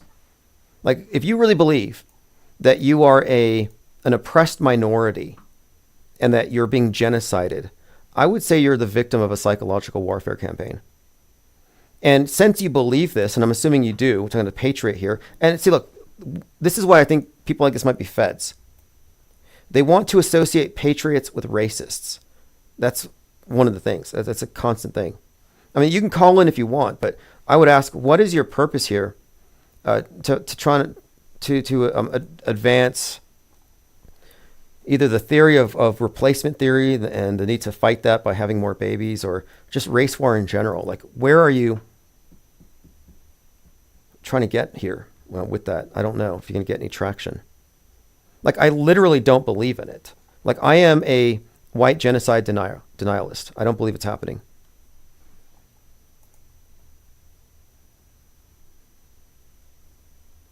All right, let's continue here. Cygirl says, United Healthcare's ironically unites all exploited clients in their hatred for UHC. Yeah, I'm still waiting for the story to fully come out. I'm following the United Healthcare incident, but I have this almost like a 72-hour rule. It's not firm, but when there's a big story, I'm just not going to say it's real or I believe it's real until I have enough facts, and I have to give it enough time, because what often gives away a hoax is the narrative, is the story, the political utility. And I don't know if that's been fully exposed yet, but we're getting there. There's enough for me to doubt the story.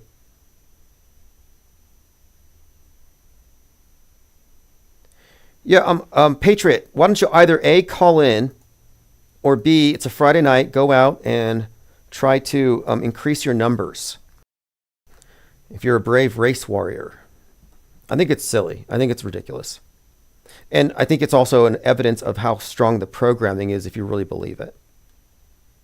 But it's also really bizarre. It really is. It's really bizarre because this think tank here is beyond fringe. Like, we are so far from alt media. We are so far from your world and your concerns. It's like you're in the wrong saloon. Like, how else can we put it?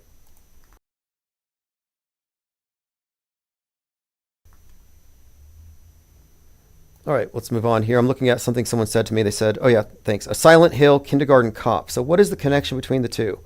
I'll never get over kindergarten cop's influence on Silent Hill. Silent Hill turned 25, and the weirdest thing is its connection to Kindergarten Cop. It's a sequel. Okay, I'm going to have to watch this, and I'll talk about it tomorrow during Infinite Plane Saturn Day. There's quite a lot here.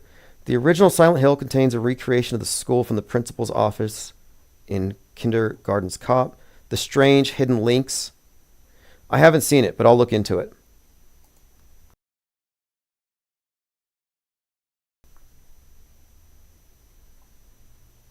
All right, moving on. Phones are open. And even if you're a scared white nationalist, scared of aliens and immigrants, and you're listening to Tucker Carlson praying that he doesn't get attacked again by aliens in his sleep, if you believe all that crap, feel free to call in. If you're a believer in the Mandela effect or synchro mystic explanations for fake news, call in. All these things need to be debated. The best ideas should win. We shouldn't be so open to treating every idea as equally valid or every model as equally valid. If better information comes in, you have to change. You have to have a paradigm shift. And this is a paradigm shift. What we're describing here, it's a paradigm shock in a way for a lot of people, but it is a shift. And once you're no longer a dupe of the mainstream or alt media, you never go back to it. I'm not fooled by any alt media psyops or any of their influencers, not even the slightest. No chance. You don't backslide and fall back on the other side of the screen.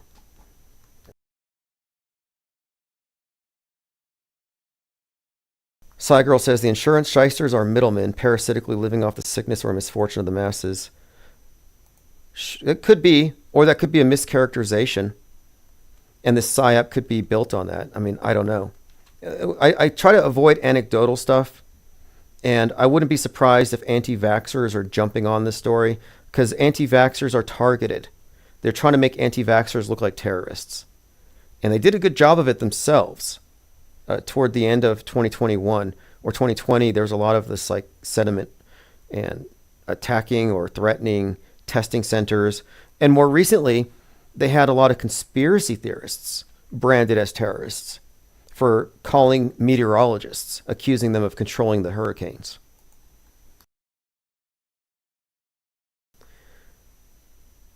Oh, Patriot is in the UK, says we don't have much freedom of speech. Okay, Patriot, how many children do you have? That'd be my question.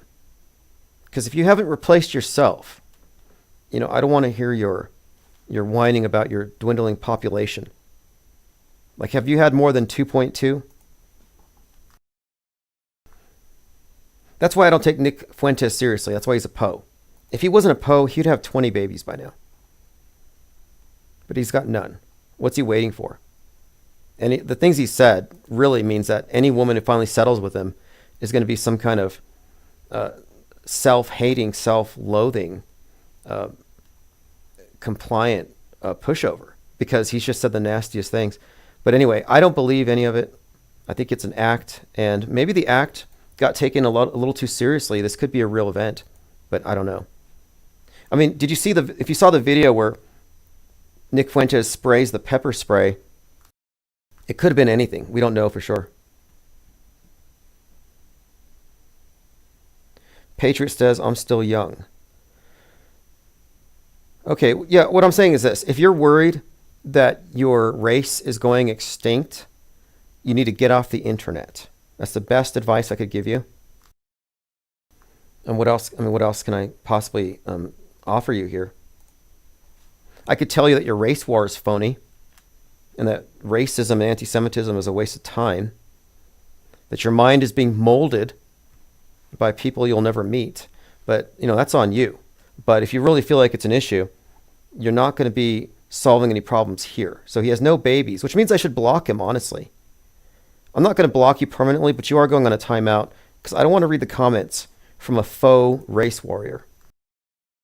He's so concerned about his race, but he hasn't replicated yet. Okay, you're not serious. So here's the clip where Fuentes says he was charged with battery. Doesn't everybody know that self-defense doesn't mean you can attack people in front of your house? And that if you do engage in self-defense, it has to be for the purposes of defending yourself against a viable threat? This is not self-defense. If you were really threatened, you wouldn't have opened the door. So I'm kind of curious to see how this thing ends up. Now, as far as the Daniel Penny story, it looks like here they're deadlocked on the second-degree manslaughter, but or is that the one they dropped? They dropped the manslaughter. We're waiting for negligent homicide.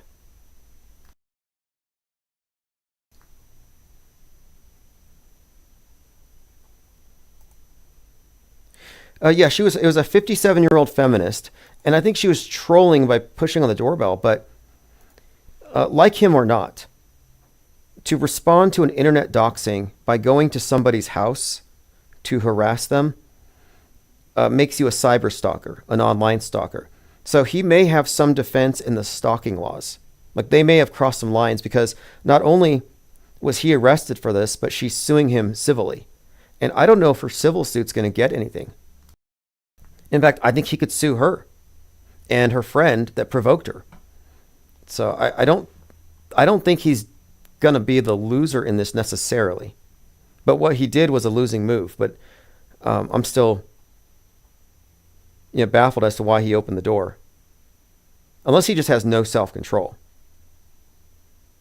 Which is also a possibility, just poor impulse control. So the assassin wrote deny, defend, and depose on the bullet casings. And I believe this is a reference. It was deny, defend, and delay. Was the name of a book on insurance companies. So the book is called Delay, Deny, Defend, Why Insurance Companies Don't Pay Claims and What You Can Do About It. So he took this deny, delay, defend, and he changed it to depose, which means, of course, to assassinate. When you're talking about a CEO. So it's a common phrase. Words on ammo in CEO shooting echo common phrase. On insurer tactics, delay, deny, defend.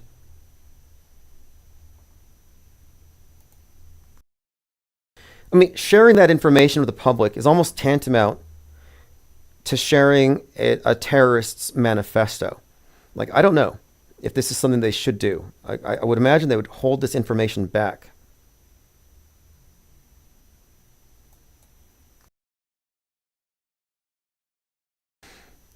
Isabel Ann says, please no babies for that guy. Yeah, there's so many of them, and I don't know how they get here. I have to assume that if anybody's in our chat room and they're pushing racist stuff, political stuff, like as though they're actually like part of a political movement, they're probably here to smear us. So I don't really care to entertain them very much. I am interested in debating the merits of what we're describing here. And right now, I think the big debate is what is a more accurate way, or what is the better model for understanding what we're examining, what we're experiencing?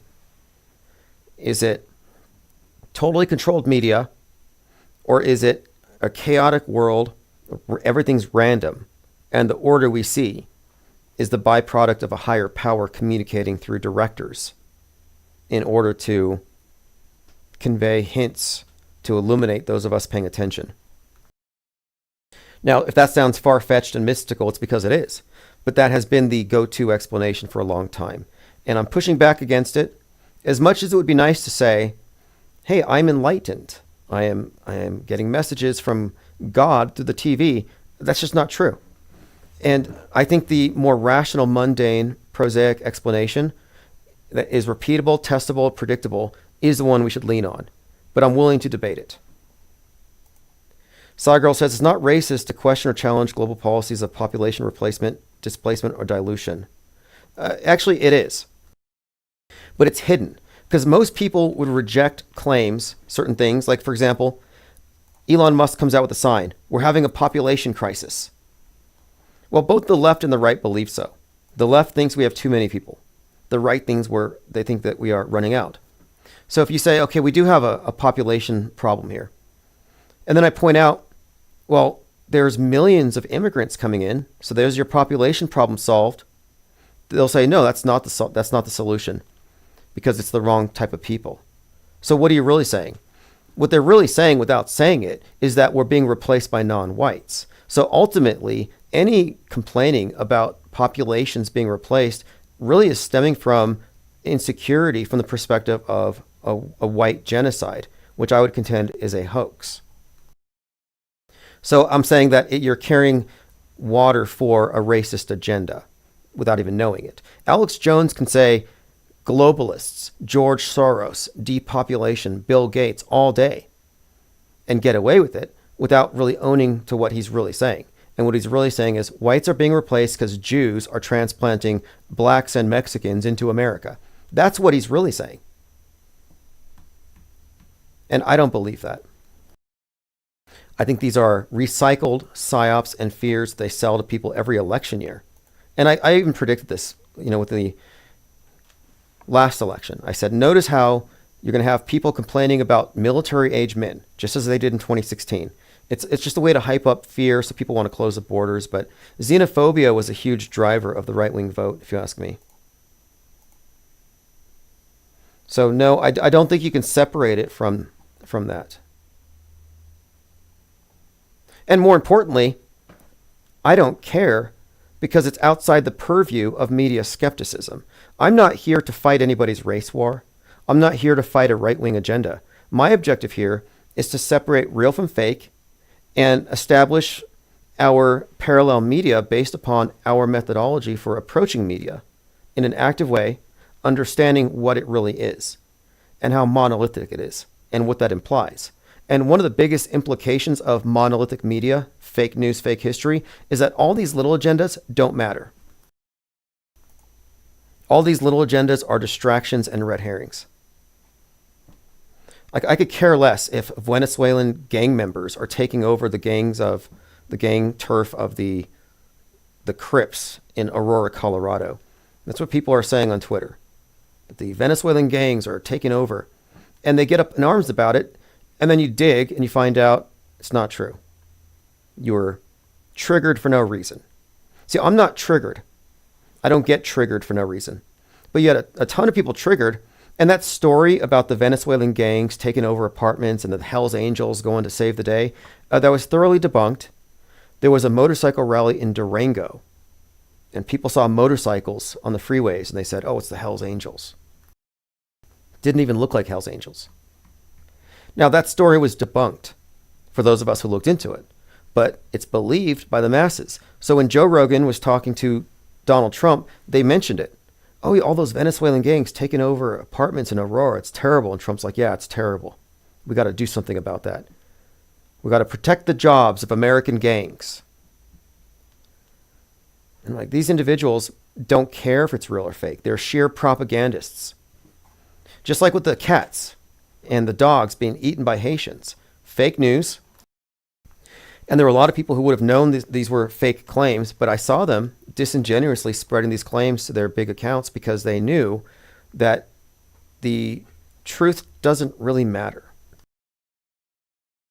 It's more like entertainment value and preconceived notions and prejudice.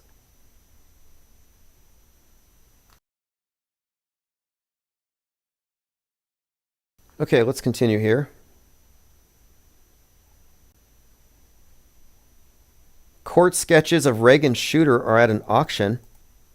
John Hinckley gets a lot of headlines still. Now, John Hinckley is interesting for a few reasons. One, he had a copy of Catcher in the Rye. Two, he was dressing like Travis Bickle, the character played by Robert De Niro in Taxi Driver. he was inspired by the assassin character in Taxi Driver to shoot Reagan, to impress, I guess, Jodie Foster. I mean, it's maddening, but when you read into it, he's inspired by the character in Taxi Driver to shoot Reagan. Taxi Driver was the basis for Joker, and Joker shoots Robert De Niro as Murray Franklin. So you have the Joker, Travis Bickle, Hinckley character all tied in with Robert De Niro getting shot. And all this really stood out to us when we were looking at this recent shooting event of Trump's ear, because we were looking at Robert De Niro's role in predictive programming for that event. And he has a number of roles that specifically tied into that event. Most notably, I think, and most significantly and most accurately would be Machete from 2010, wherein Robert De Niro is a racist, xenophobic senator who gets shot while giving a speech about how illegal immigrants are vermin. Just like Trump is pointing at the sign that had the chart about the illegal immigration and the figures. And as soon as he points out that sign, he gets shot, just like De Niro's character. The timing was perfect. What's more, the shooter, the character Machete, played by Danny Trejo, gets shot in the ear. So you have the ear wound, you have the exact speech, and then it's, of course, De Niro playing this Trump character. And that's 2010, before Trump was in politics. That's what I mean when I say Trump is a glorified crisis actor. That the role that he's playing was written long in advance. And they have given us archetypes. They have given us various versions of him through the entertainment media for a long time. And one thing that really vindicates this is that on 7/13, right after Trump was shot, a dozen or so people immediately went to the Machete video on YouTube. And they said, this was Trump's point of view 30 minutes ago. Wow, this is just like what happened. And you often find that people will remark on how what just happened was like what we just saw on TV. People make these connections all the time, but they look at these things as anomalies. Oh, look at this happen. That's interesting. But until you look at all of them together, it doesn't make sense. That's why I'm saying truthers are in error when they spend all their time on these big events, because they're missing the forest for the trees. It's easy to spot a psyop. The more difficult thing to see is the psy-war, in which all of the psyops have a context. So it's not like one fake tree, every few hundred yards. No, the whole forest is fake. But if you don't recognize it as such, you could easily be deluded and misled into not seeing the big picture. Cope says, I'm going to have to see those spent casings with the tiny words on them. What a bunch of BS. Yeah, I'm kind of curious as to what kind of marker, how big was the lettering? And also, why would the law enforcement have an interest in putting that information out there? Isabel Ann says, I heard Donut talking about Central Park important in Catcher in the Rye. The CEO shooter escaped to Central Park. Ooh, good one. I did not know that. And that's so Catcher in the Rye was in the hands of Mark Chapman, who shot John Lennon. Catcher in the Rye was also in the possession of Saran Saran, who shot RFK. And then, of course, you have it associated with this last shooter, not Hinckley, with Hinckley, the one we just mentioned. But the Catcher in the Rye, J.D. Salinger, is often brought up as being like a calling card in a way. Like, what does it mean? Does it mean mind control? Well, that's been one of the themes ever since Manchurian Candidate, before the JFK assassination, is that the assassins are mind controlled. And I think that's an old guardrail conspiracy theory. It's misleading on purpose. And so, in other words, Catcher in the Rye in this context might be a prop.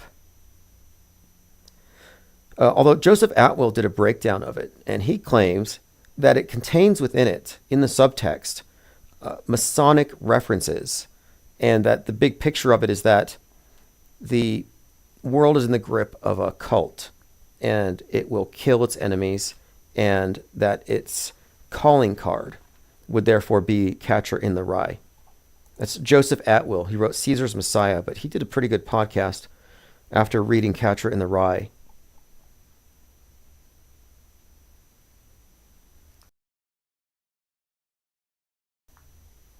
Cygirl says the apartment complex was owned by Zev Bumgarten, who made up the gang story to cover his negligence in maintenance for the place. Yeah, you're talking about the Aurora, Colorado thing. Yeah, that was so fake. But the fakery didn't matter to the people who wanted to believe it. And I think Trump even went to Aurora afterward. Of course, Aurora was highly significant at the time because we were talking about all the shooters and their connections to Joker. And Aurora, Colorado is where you had the Joker shooter. Now, here's another example of predictive programming and concurrent programming and how it works. I mean, this is an observed pattern here.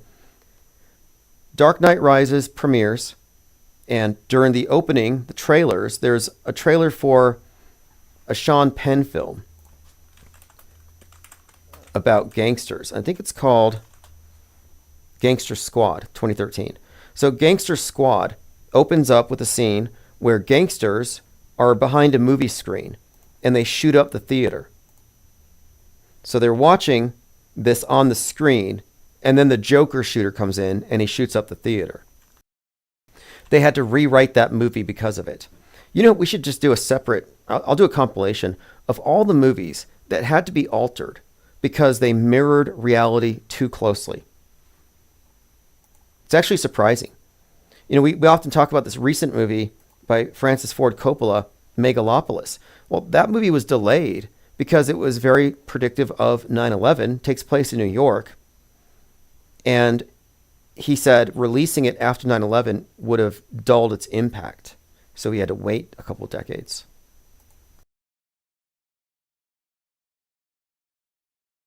Isabel Ann says, there's an obelisk behind the MET. It was brought here by Mason in Central Park, connected to that energetic phallus. Interesting. Well, the symbolism is consistent. We often look at the symbolism that we see on the world stage, and the obelisk, the monolith, these are consistent things. And we talk about the programming, the predictive programming, but the architecture is often very much a part of this stuff. Like, look at the significance of the Twin Towers. And then the One World Trade Tower, 1,776 feet high. Very interesting when you get into it, but the architecture tells stories in itself. None of it is coincidental. The Hilton at Ground Zero, the Millennium Hilton, designed to look like the monolith from Space Odyssey. Again, not a coincidence. And I would argue that the monolith, and others have pointed this out, symbolize or represents the movie screen. And that mankind is being merged with the movie screen. And we have been.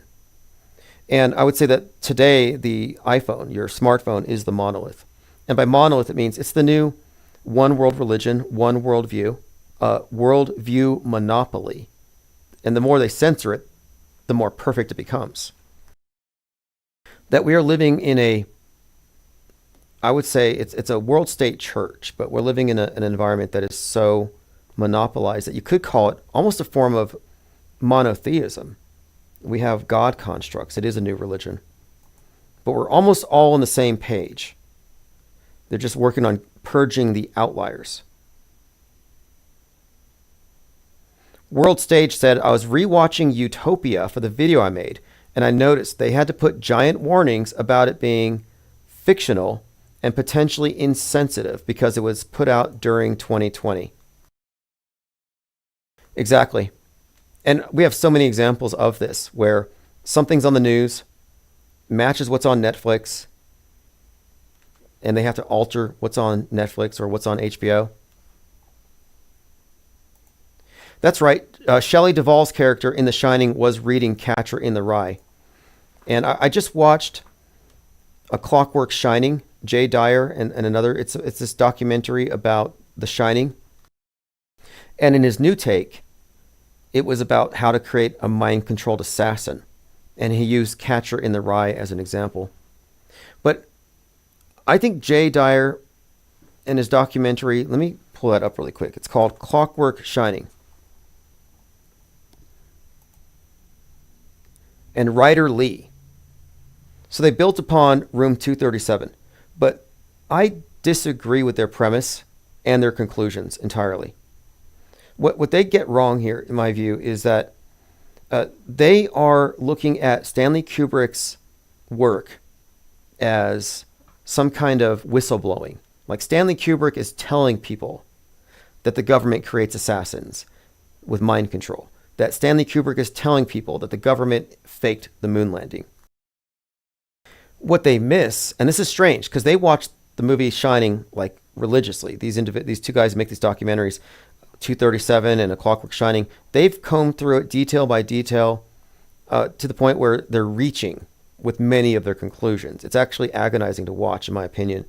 And what they're missing is they're missing the predictive programming for 9/11. That's the main feature of The Shining that I think is even worth talking about. He wasn't whistleblowing. He's misdirecting. But what they also miss is that Stanley Kubrick is not an anomaly. It's like, no, every major director contributes to the general body of media foreshadowing, predictive programming, and conditioning. It's ubiquitous. It's systemic. And to obsess over Kubrick as though he's the be-all, end-all of it is to miss the point. And for them to miss the predictive programming tells me that they're either gatekeepers or they're stuck in their echo chamber and they haven't looked at the big picture. But there is so much more substance to the predictive programming model than that this guy is a whistleblower. Like, no, he's a metascripter. He directed the 20th century.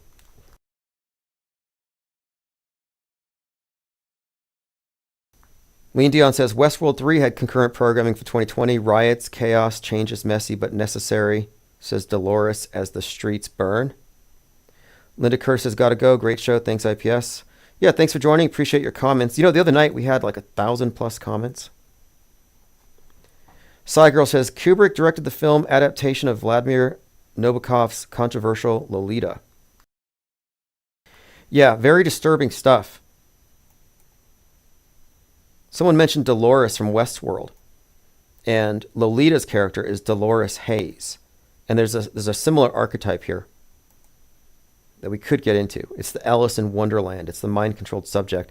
It's intriguing when you get into the nuance of it, because predictive programming is just one aspect of the metascript. It's the storytelling, but they tell these stories a lot of times that are based on, I think, the mystery schools and I guess you would call them the myths of the astrotheological worldview, the idea of personification of nature. You know, the sun is a really common theme. And how consistent it is, though. It's very consistent with specific actors. Like, look at Joaquin Phoenix and how many times he has Christ characteristics superimposed over his roles. It's highly specific, it's consistent, and it's predictable with various actors. Lean Dion says, stuck in Stanley's cube. Yeah, I would say this. I would say that the Stanley Kubrick obsessives are part of a limited hangout operation. So anybody arriving at a more cohesive view of what media is gets misdirected into these rabbit trails. All right, let me take a look at Gilded. So we all understand, the whole world knows about lethal disinformation. In The Madness, one of the themes here is lethal disinformation. Think about it, information that can kill.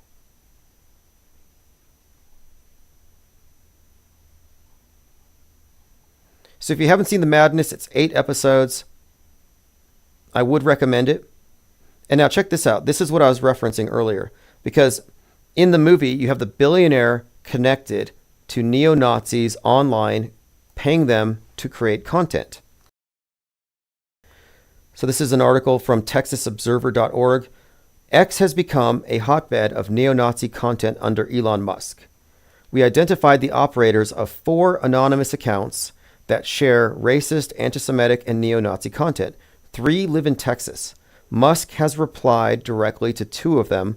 1 works for the Navy.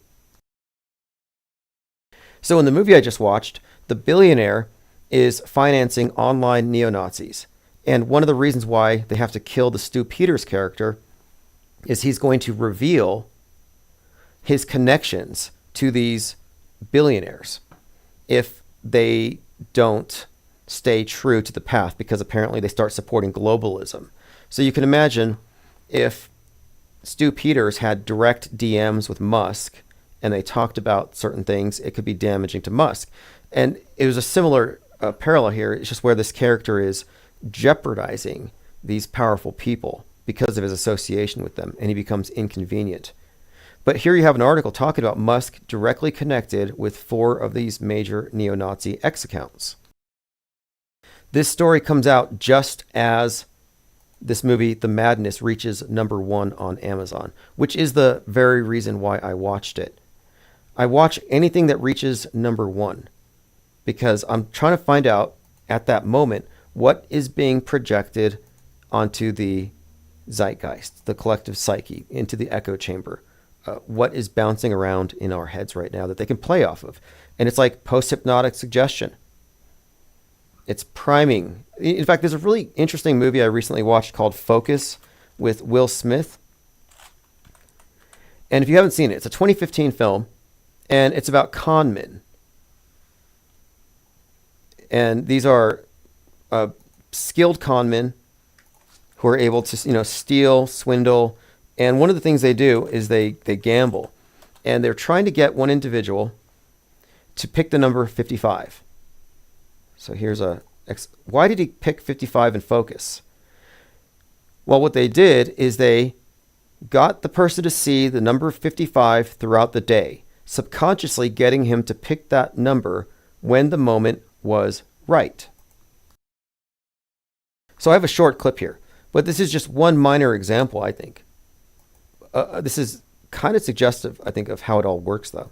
But this is just one example of how if your environment is saturated with something, it gets entered into your frame of reference. Buildings falling, quarantining, mass shooters, whatever the agenda is, they can prepare you for it in advance. So in this case, they're trying to get someone to pick a very specific thing, the number 55. And so they spend the whole day priming him. Number 55. I was around when Jesus Christ had his moment of doubt and pain. No.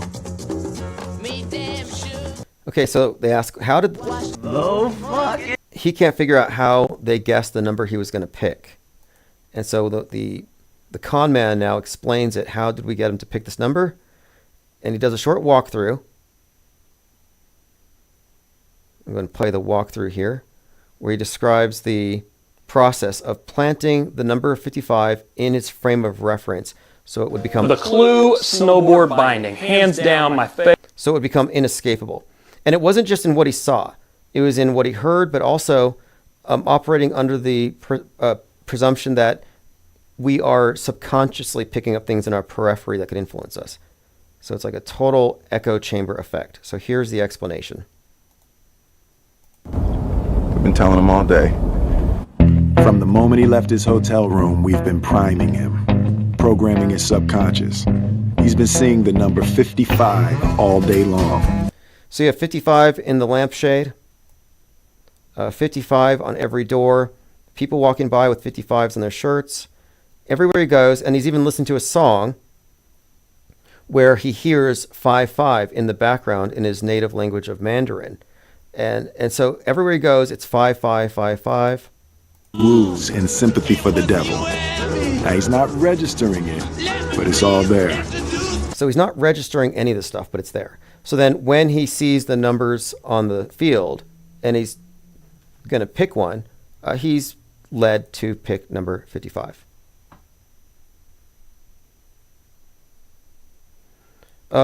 Marcy says, what specific evidence would convince you the CEO guy was real or space is real? Well, I'm not saying the guy wasn't real. I'm saying that the shooting could have been staged and fake. What specific evidence would I need? Evidence is what I would need. And just because it's a headline doesn't make it real. And what subtracts from the believability of it is the narrative surrounding it. And so what I'm looking for, or what I tend to look for, are evidences of hoaxery, narrative. Psychological operations usually have some kind of an agenda behind it. What demographic is this targeting? Is there a broader message here? So I'm kind of holding back. I'm not an automatic believer in anything on the screen. And if you are, you're only admitting that you're a low information believer. So I'm going to remain skeptical about it. Now, as far as space, I'm not saying space isn't real. Whatever's up is up.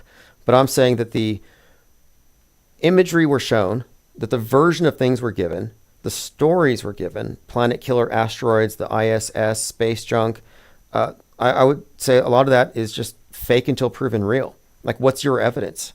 That some piece of space junk hit a home in Florida, now they're suing NASA for $90,000? Like, that doesn't work for me. It's a story.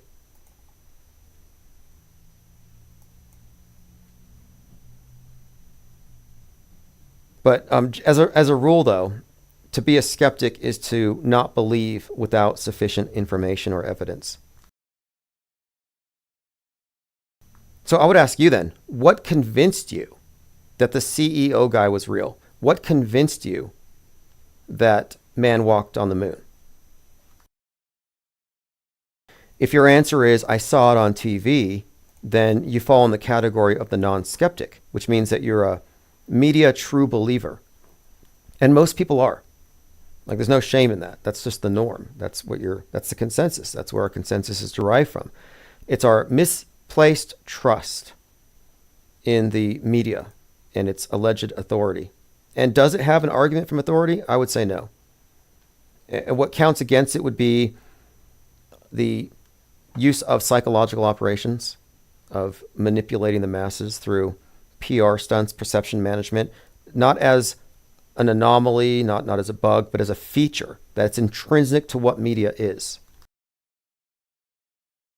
So it comes down to burden of proof. So if you believe it because you see it on a headline, it means you can be manipulated. It means that your mind is putty. One of my favorite quotes from Frank Herbert is from the Dune Messiah. And this is, I think, one of the best quotes to explain what we are all experiencing here, because we're talking about a world of believers, and I'm a non-believer. I am an informed non-believer. If you're a believer, you can only say you are a low information believer. If you had more information, you would A, not believe, or B, you would know it to be true. So you wouldn't say, I merely believe. You would say, oh, I know it because of this. But this is an important distinction, because the society we live in has been designed for believers. So this is what Frank Herbert in Dune Messiah says about this. They are trained, this is from Dune Messiah. They are not mad, they are trained to believe, not to know. Belief can be manipulated, only knowledge is dangerous. So again, they're not mad, they're trained to believe, not to know. So you're trained to believe the headlines, not to research, to find other information to see if it's true, or then to reject it if you can't verify it. No, you're not trained that way. You're trained to swallow it all. And belief could be manipulated. That's why you're trained to be a believer, so you can be manipulated. I can't be, you can. Only knowledge is dangerous, and that's true. If we all insisted on knowing, then none of the psychological operations would get a pass. But we don't live in a skeptical society. Any skepticism you see is going to be left versus right, right versus left. But there's no skepticism directed at media at large, except here. So the world exists in the MSM box. If you're in that box and you feel like you're not being told the whole story, you're going to go into one of two subsets. You're going to go into woke town if you lean left. If you lean right, you're going to go into Trutherville. That's it. Everyone falls in those three boxes. Prove me wrong.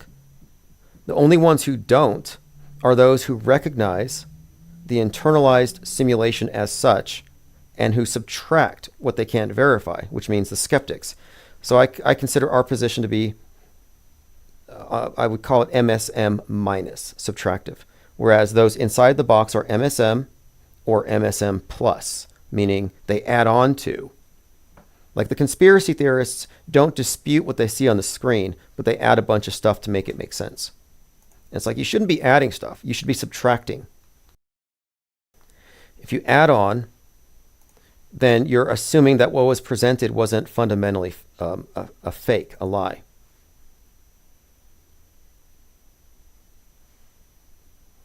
Tominoid3 says, the day of the Jackal show is about assassination plus an Elon-like tech CEO, concurrent programming. Interesting. Thanks for bringing that up. Because that show I just watched, the Madness, it is a tech CEO billionaire who is behind financing the internet neo-Nazis. And at the end, he's killed by one of his own. He's killed by a disgruntled neo-Nazi, and that's because at the end of the day, he didn't stay true to the plan. So he panders to the white nationalists, but then he's a globalist at the end. And that's exactly the type of stuff you hear from Stu Peters, who complains about Trump, or even Fuentes. You know, they get what they want, they get the person they want, and they complain because the person doesn't hate Israel enough. So it's very consistent. So Day of the Jackal, I'll take a look at this. 2024. And one of the things we do on this channel is we talk about media foreshadowing, but we also look at concurrent programming. What's in entertainment right now? And how that relates to what is or what is about to happen in the news. And it's consistent. I have another really consistent example. Look at Rebel Ridge. And this one goes deep. But Rebel Ridge comes out, and this main character, the first thing that happens is racist cops run him off the road. They steal his stuff, and they pretty much brutalize him. Well, right after this, Tyreek Hill is dragged out of his vehicle publicly on his way to a game. This is one of these football players. I think he was Miami Dolphins. And I saw a lot of these types of comments on Twitter. Tyreek Hill body cam footage is horrifying. Reminds me of Rebel Ridge, which everybody should watch. So I'm thinking, did Tyreek Hill strike a deal with Netflix to advertise their movie? Or is this just life imitating art? No, I don't believe life imitates art. Not the way they think or they want us to believe. That's just a convenient excuse to ignore the coincidences that are not coincidences. It's more accurate to say that psyops imitate art, that the media psyops are predicated on what's happening in the entertainment. It's part of a propaganda barrage. They fill up your subconscious, your imagination with the ideas, the imagery, the themes, and then they deliver it in real life. So if you just watched Rebel Ridge, now what's floating around in your mind? Well, systemic racism in the police departments, and you're presumed guilty if you're black, and the police are going to treat you terribly, and it doesn't matter, even if you're a famous football player. So you watch Rebel Ridge, and you see this character being treated badly, and you identify with him as something of an anti-hero, and he's vindicated by the end of it. And then you watch TV and you see a football player treated like that by a bunch of cops. And they're all dressed like, they got these like knee-high boots, very exaggerated. They look like fascists by design. And I think the idea here, of course, is that this is unified. They're shaping your opinions of the Tyreek Hill event before it happened by programming you with what's on Netflix. And do they know for sure that everyone who sees Tyreek Hill getting yanked out of his car is going to watch the show on Netflix? Well, they have a pretty good idea. The marketing of these movies is pretty targeted, and they market the psyops the same way they market the movies. So they're pretty good at getting you to pre-decide how you're going to respond to something before it even happens. Marcia says, I didn't say space is real. I asked what evidence you would need to believe it was. Well, to answer your question on that, I will never believe in the cartoons. I will never believe in the shitty ISS 2015 era special effects, ever.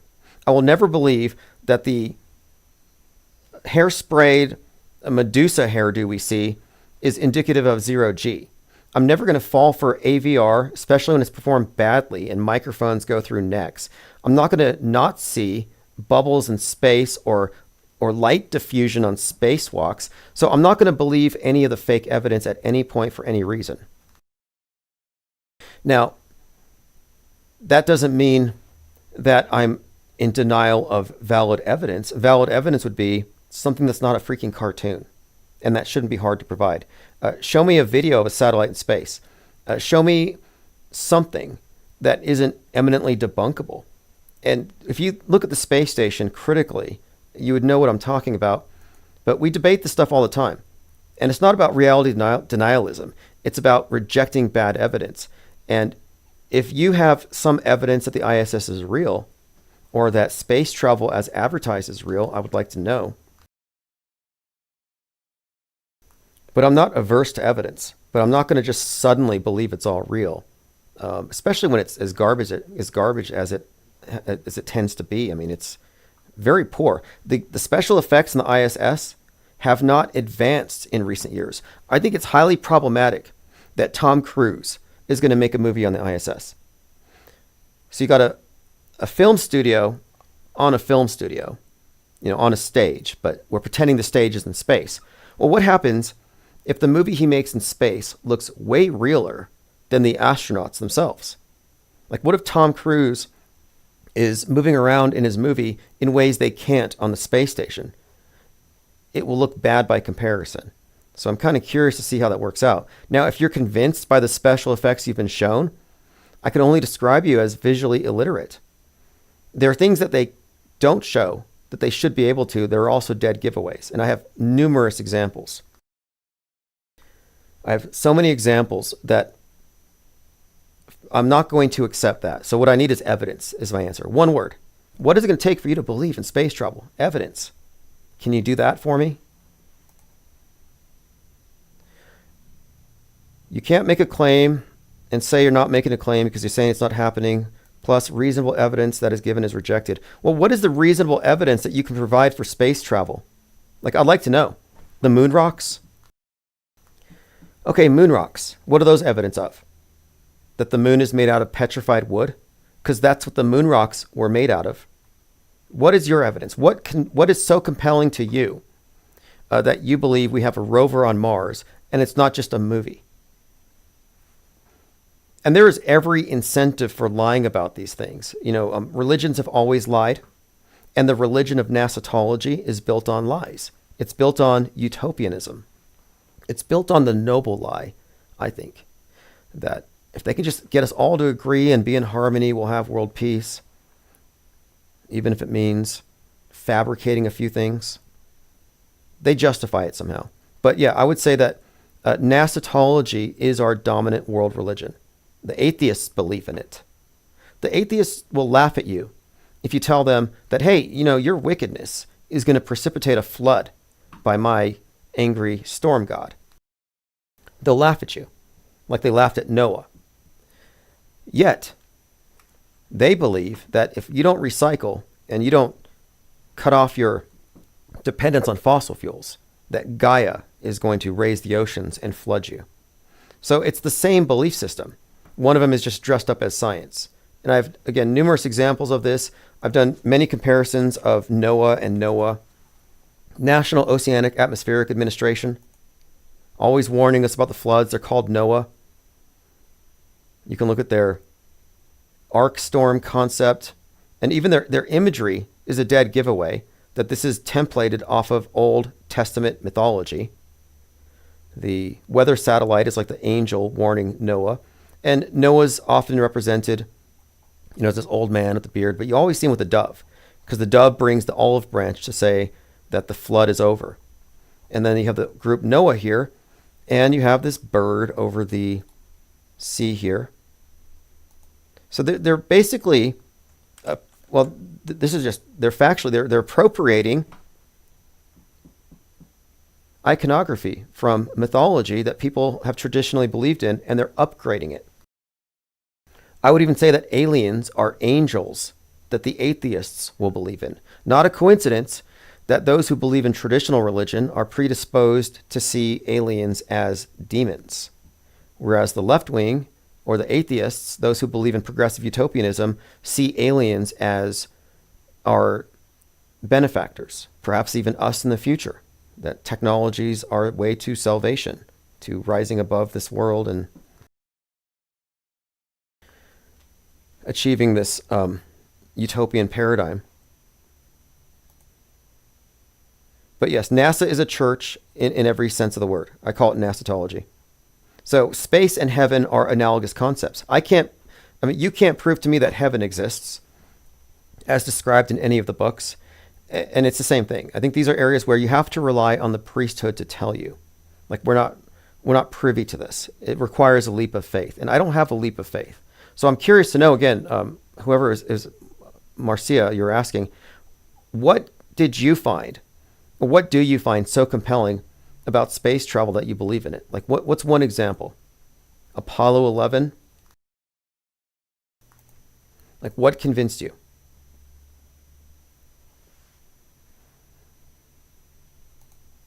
We'll get your answer eventually. All right, let's move on. I want to go through my Minds account. We'll scroll through Twitter.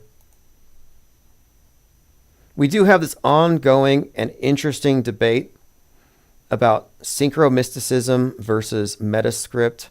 I think it's about time that we're finally getting into this conversation, because what we have arrived at as a think tank is a better understanding of the propaganda matrix in which we live. Our explanations don't rely on divine fallacies. Our explanations are derived from the facts, and we have receipts for everything. But I look forward to the conversation, because when we get rid of wrong models, bad models, it opens up a lot of space to find out what is actually valid and to understand it. You know, for example, in about 2 weeks, there's a group of flat earthers going to Antarctica. What is that going to do? That's going to be interesting, but what is that going to do? What is it going to do for the conversation? Well, one, assuming they see a 24-hour sun, because if they don't, then everything changes. But let's say they see a 24-hour sun, it's going to put a lot of strain on the biblical flat earth model, which would no longer be compatible with the world they're experiencing. This is where it gets interesting, because the hardcore believers in biblical flat earth with the dome and the ice wall, people like Witsit Gets It who are going there, he has an internal model of the world where he doesn't live on the ball, but he lives underneath this big dome, and the sun goes around the North Pole in a certain way. But if he goes to Antarctica and he experiences a 24-hour sun, it falsifies his internal model. So I'm interested to see what happens with the cognitive dissonance. I also want to point out that he and others he's debated, people like McToon, they engage in what I call the either-or fallacy, flat or round. And what they never talk about is fakery. They never talk about fake news, media fakery, and they don't include it in the conversation as though it's not relevant. But if you're not looking at that, you're missing the whole point. So once this thing happens next month, a lot of those who are now disabused of a faulty model are going to be trying to reconcile. And I think part of the reconciliation is that just because we have now seeing this particular model invalidated doesn't mean we must therefore default to the BS model. It means a step towards agnosticism and a re-examination of the facts, but this time hopefully inclusive of media fakery. And again, it matters. It's fruitless and pointless to debate with people who don't know that the news is faked and for what reasons. And too many conspiracy theorists and truthers want to dismiss or minimize the significance of the fakery, when again, it's a feature, not a bug. And if you're not aware of PSYOPs and the Psy War in 2024, there's really no helping you at this point. Not that we're trying.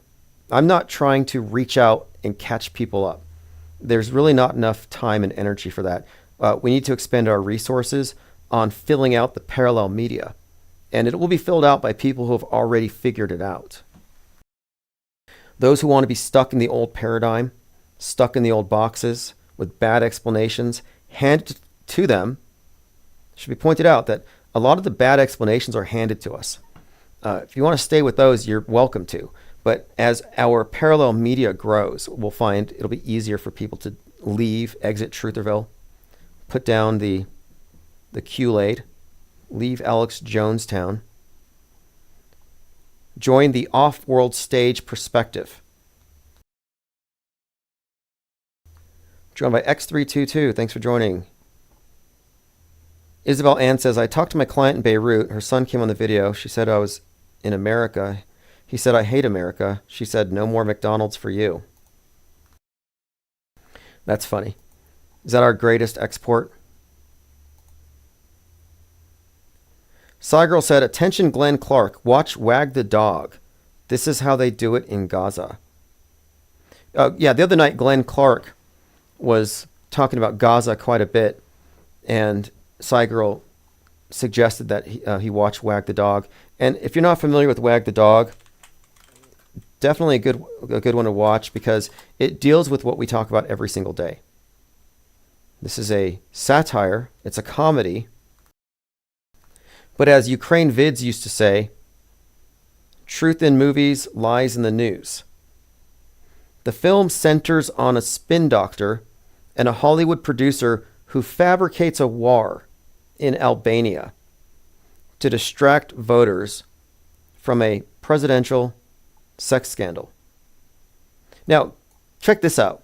Wag the Dog was released 1 month before the news broke of the Clinton-Lewinsky scandal and the bombing of the pharmaceutical factory in Sudan by Clinton. So people, it says here, quote, this prompted the media to draw comparisons between the film and reality. The comparison was made also in December of 98 when the administration initiated the bombing campaign of Iraq during the impeachment for the Clinton-Lewinsky scandal. And again in 1999 when the administration intervened in the Kosovo War and initiated a bombing campaign against Yugoslavia, which coincidentally bordered Albania and contained ethnic Albanians. Interesting coincidences. Imagine that. A movie about a fake war to distract the public from a sex scandal gets released before it really happens. Starring Robert De Niro. And again, Robert De Niro his roles contain a lot of prediction, a lot of foreshadowing for the Trump head wound.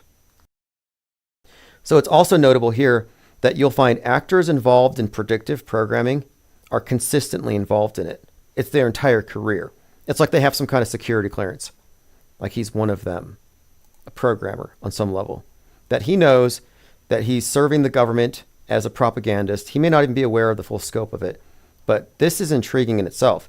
I was just going to bring up Wag the Dog and faking a war. I didn't know that this came out before. I thought this was influenced by. This came out before the scandal. So who here can say this is merely a coincidence? Nobody. Who here can say this was caused by a higher power? That this is a mystical phenomenon? Nobody really at this point should be saying that anymore. Like obviously, this is again, as I've said before, this is the deliberate synchronization of entertainment and future fake news. This is a design. Like I didn't know that this was a month before the Clinton thing. I should have predicted it though. Thanks for joining us, Isabel Ann, and I appreciate that. I'm definitely over the sickness. And we'll be live tomorrow. How long have we been live here tonight? Is anybody keeping time? I kind of lost track. There's still, I'm sure there's a whole lot we haven't covered yet. But I feel like we're moving forward. Now, there wasn't the alien invasion on 12/3, but there have been a lot of drones in the news. Like, we're being saturated with stories about drones. So listen to this one. Quick second question. You talked about this new classified strategy, and you talked. So this is the Pentagon devising a plan to react to drones. Before about that there were some incursions, particularly down in Virginia, over military facilities, and there's been others. Is there anything in the strategy that's more tactical that allows commanders to do anything, or is this just a broad statement of policy? Of course, it's got all kinds of good information, but it's classified, so I can't talk about it. No.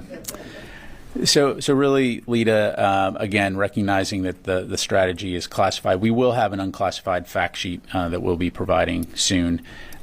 Really, just kind of looking at how we'll approach this. One is ensuring that the department is prepared to conduct counter unmanned system operations, counter UAS operations. Two is looking at how we respond to incidents that do occur by pulling together subject matter. Okay, cool word salad. He said that they're going to get the experts together to deal with the drones. And most of the drone reports were false. A lot of them were airplanes. But there's a lot of hype, is what I'm saying. A lot of hype. And a lot of people want to believe. A lot of people want there to be an alien invasion. Someone to hit a reset button. Someone to fix the world. There's some kind of a... almost like it's a desire for there to be some kind of a savior, even among atheists. And so aliens give them away. So Monday, we'll have an update on the Daniel Penny story. Totally contrived. We followed that one from the beginning. So I spent a lot of the night talking about the movie, or the series, The Madness, which is really about deadly disinformation. It's about the mind virus that is literally killing people. And it's about billionaires like Musk, and I think it's about Musk, paying their influencers and using that to actually subvert democracy and steal the election. They actually make that case in the movie. And Laura Loomer is in this movie as Laura Jennings. And she's killed with a nerve agent that simulates a heart attack. And Mark Simon, the leader of, he's called Brother 14. Brother 14 is unmasked and he's killed by the Don Lemon character, or he's the death is framed. It's being used to frame the Don Lemon character, and that's kind of funny in itself. The main character is probably based on Don Lemon. Like I said, they called him Don Lemonade, but the resemblance between Stu Peters and this individual, hard to miss. And Stu Peters, oh, I blocked him this time. I thought he blocked me. I blocked him for some reason. Stu Peters has been talking about this for a couple of weeks now, how he has been targeted with death threats, and that there are hits out on his head, and that there's like money put on. There's money there for anybody who will go do him physical harm. So I saw that, tying that in with Fuentes. It seems like, okay, this is probably an agenda here. But Stu Peters was complaining about it, and then this actually happens. Can't be a coincidence. So I mentioned Brother 14. Look at this. Trump ally says he did not intend Nazi symbolism by selling pillows for $14.88. So 14 is one of these terms, one of these numbers that refers to a sentence with 14 words about preserving the white race. And 88 is H8, or Hail Hitler. So he's selling his pillows with these Nazi dog whistles attached. He claims he doesn't know. If he doesn't know, somebody in his circle did him a disservice by not pointing out the obvious. But this is just consistent, again, with the movie Brother 14 and this other article I brought up where people are connecting internet neo-Nazi accounts directly to Elon Musk. So here's an article that's going viral finally. Pastor taking flat earthers to Antarctica to end the debate. TheFinalExperiment.com. Pastor Will Duffy said, quote, "I created the final experiment to end the debate once and for all. After we go to Antarctica, no one has to waste any more time debating the shape of the earth." Now, again, let's say I prove conclusively that the ISS is fake. Does it therefore mean that the earth is flat? No. I've never made that case. These are two separate issues. So if you're able to conclusively prove that the earth is a rotating sphere, does it therefore validate all of the space programs and what they show us? Absolutely not. And so we're going to see who falls for this. I mean, I don't believe many people who have taken it this far, who've looked at this issue this far, are going to suddenly jump to Team NASA if they are, confronted with something irrefutable as a 24-hour sun in Antarctica. But I listened to a podcast it was Tim Pool. So Tim Pool had Witsit Gets It on, and he asked him at the end, what are you going to do if there's a 24-hour sun? And Witsit Gets It did not have an answer. So he may not even be able to say what I'm saying. Like, he may not be able to talk about media fakery. It might be outside of his role. And I'm just saying this on the basis that I think he might be an operative, a propaganda mule, paid to present a certain perspective. And I say this because, and I'm talking about Witsit Gets It, because more than anyone, he has a great understanding of logical fallacies. And I've seen him describe the flaws in people's arguments flawlessly, relentlessly, in multiple debates. And yet, he believes in chemtrails. And so that, to me, is a red flag. Because to believe in chemtrails is to ignore several obvious and apparent logical fallacies. So there's no way you can be logical about one situation and not about another, unless you're not being consistent or honest.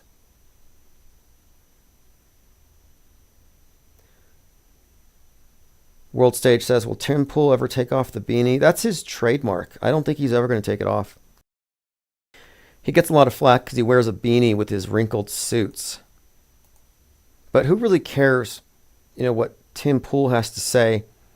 He's mainstream. Alt media, mainstream, really, what's the difference?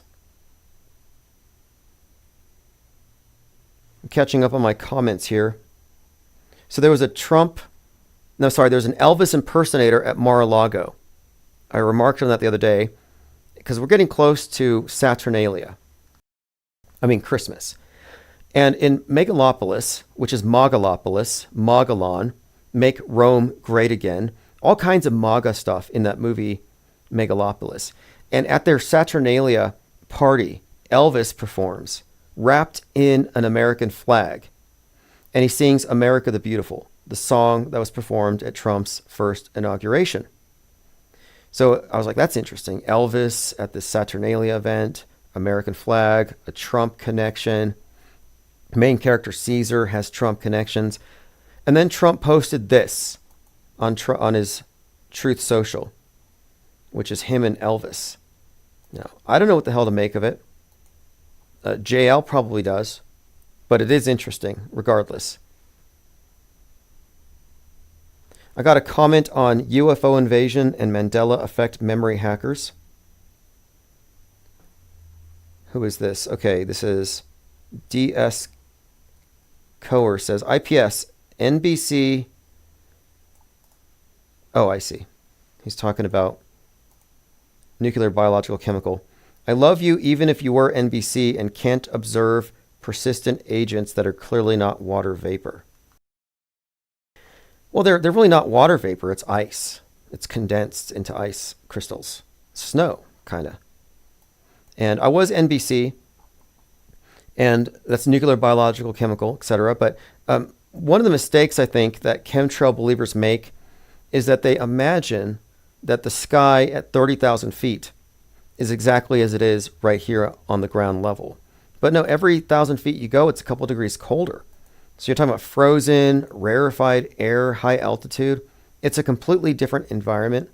So you can't judge the environment up above from what you're experiencing down below. And that's probably one of the main things that holds a lot of people back from seeing through the psyop.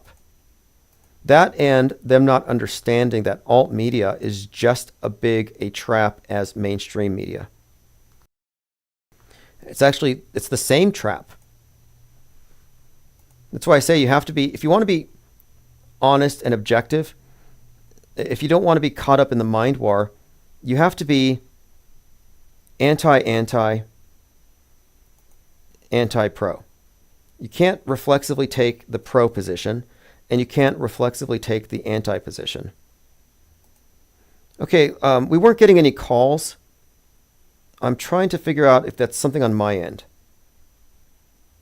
I don't recall turning my phone off. So I'm going to go ahead and double check that here. Okay, yeah, phones are open if anyone wants to call in. I'm not sure why it wasn't getting through. Your browser might prevent calls. Change your browser settings. Okay, I have some kind of a technical issue blocking the phone calls. So I'll have to fix that later. World Stage says they're so committed to it, they want chemtrails to be real. Yeah, that's a strange one too. They will defend chemtrails, but they won't wear masks, which is weird. If I believed in chemtrails, I would wear masks. I wouldn't want to breathe that stuff in. I wouldn't. I'd feel bad. I wouldn't walk my dog without a mask on it because I wouldn't want it to breathe in all those chemicals. And they never have an answer for that. You ask any chemtrail believer, why don't you wear a mask? You will never get an answer. They'll say, I've already inhaled so much, the damage is done, or maybe it's negligent. Well, if it's negligible, then why care? Infinite Plane Radio. Hi, this is Josh. How's it going? Hey, what's up, caller? Thanks for calling. This is Josh Lebsock. Awesome. Thanks for calling in. Yeah, I just wanted to talk about the Antarctica thing. Like, for me, I never doubted there was a 24 Antarctic sun. Like, I've never questioned that. You know, I've thought in my mind, like, a lot of different ways that it could work out, but there was never a time when I was like, oh, they're not going to see that. So it's interesting now to see that it's like, it's the be-all, end-all to see whether or not the Earth is spherical or not. So it could be another example of an either-or fallacy, where they're trying to force it into a binary, but there might be a third option. And what do you propose could be a third option, or have you come up with anything? Well, my imagination is that the world is sort of computerized or simulated, and it's working sort of like a barber pole works, where it's constantly moving upward. Like some people are talking about an upward vector now. I don't disagree or necessarily completely agree with them. That's what I've always thought, is that we're living in sort of an electronic world that's like moving itself upward, but it's relatively the north and the south are relatively the same. I don't think the south is this huge, outer realm. Maybe it is. I mean, I could be wrong. It just doesn't. It seems like there'd be more evidence for that. Okay, interesting. Yeah, I've been wondering the same thing. Like, does it necessarily mean what they say it does? And it could be an easy setup either way. But regardless, like, even if I were 100% convinced that we're now on a 25K ball, 25,000 mile circumference ball, even if I totally bought that, I'm still not trusting the images we've been shown. And it leads me to question, well, then what would they be hiding? And my premise from the beginning has been resources. Maybe there's another continent. But whatever it is, there is a deception involved in the worldview we've been given by NASA. There's obviously some hoaxery, and it doesn't get erased by anything they show us right now with this final experiment. Yeah, no, I don't get excited about, to me, we could be kind of electromagnetically or whatever you want to say gravity is. We could be kind of stuck to some kind of spherical object. It's who knows how, if there's a programmer, how he would have done it. I just like to rest on the side of being more skeptical, and then look how a computer game is made. It's made pretty simply. It's made for ease of use of the person. And I don't know if those viewpoints will ever be accessible to us in the video game, or in the experience. So I think it's all kind of nonsense on one hand. And it's why I like your take on it, where it's like, hey, we're in an infinite plane. Let's focus on the fakery. Let's focus on the media deception. That's why I keep hammering on David Ewing Jr., because I think that, he really points out the history is a big, it's fake. It's not real. Well, that's kind of where I'm at too. And I'm glad for your input here, because I don't think that whatever they show constitutes an experiment. It's an observation. But we shouldn't be averse to new information, fundamentally altering our model, or even putting it into a state of uncertainty. Like, we shouldn't be so certain if we don't have the facts to be certain right away anyhow. So I think it'll be a step forward regardless as far as this dialogue and conversation goes. And anybody who's thinking about this correctly should start bringing into the topic media fakery. Like, the ISS, to me, is the Achilles heel of the space program, and nobody ever debates it. And I'm like, why is that? And I know why. Yeah. They can't defend it. I agree 100%.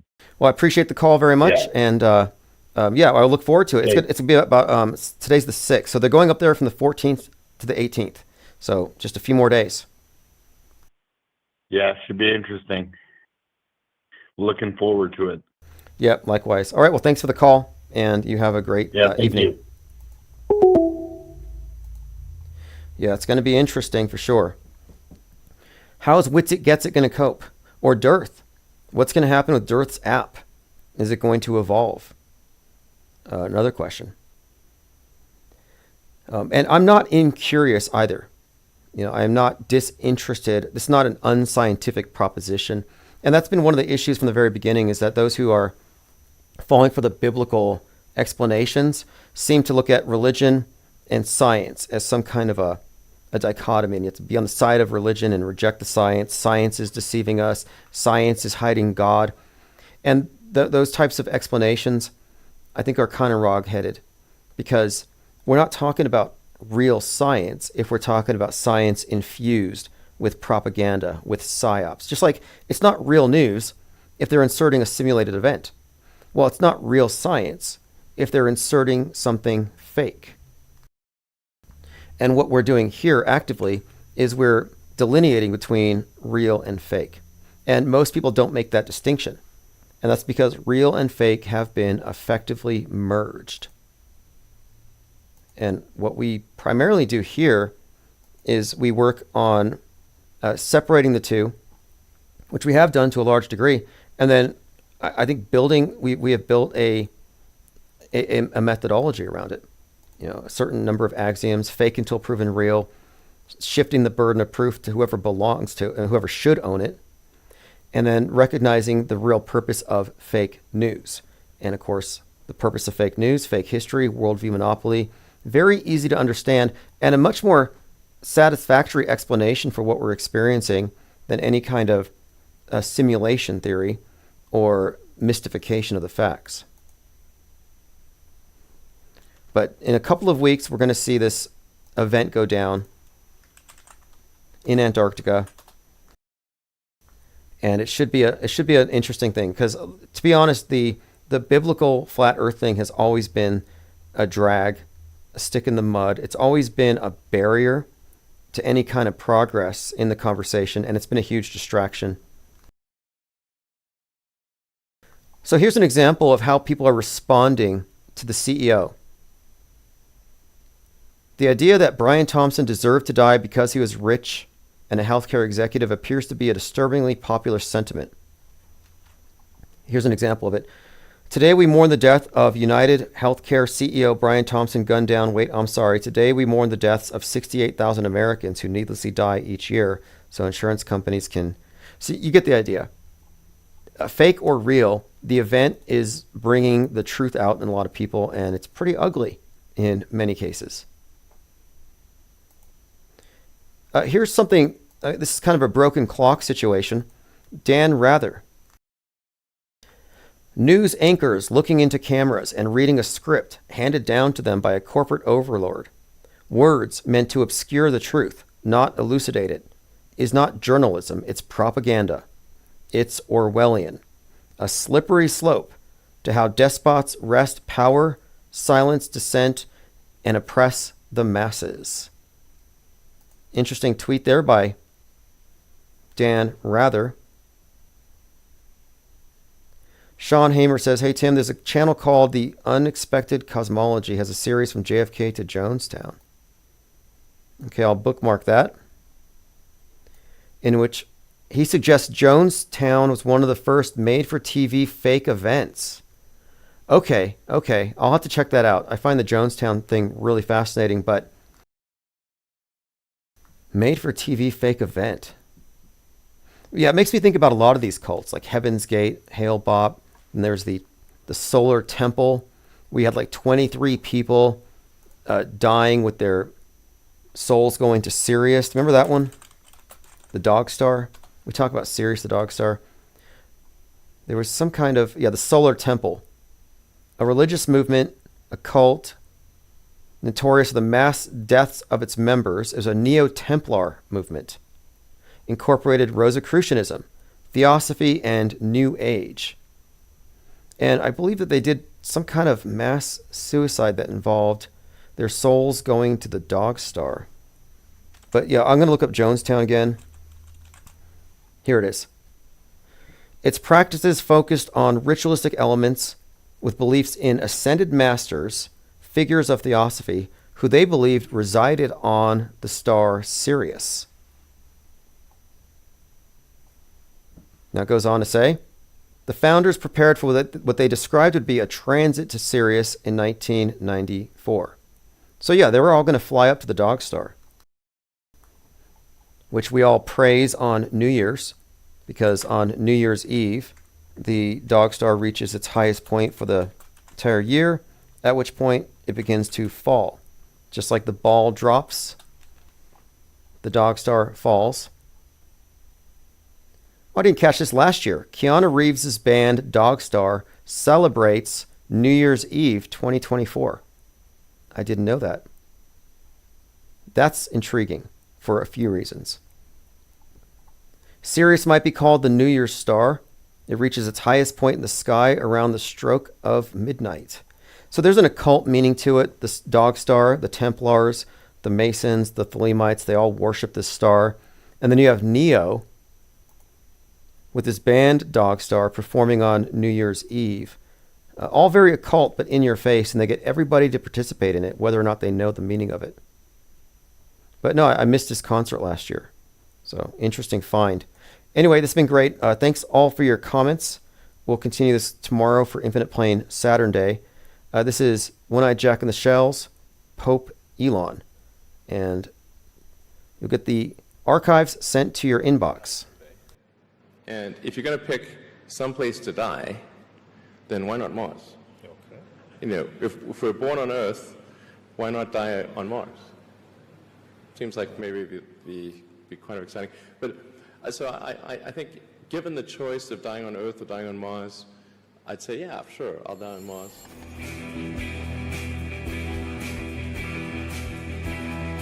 Father, hallowed be your name.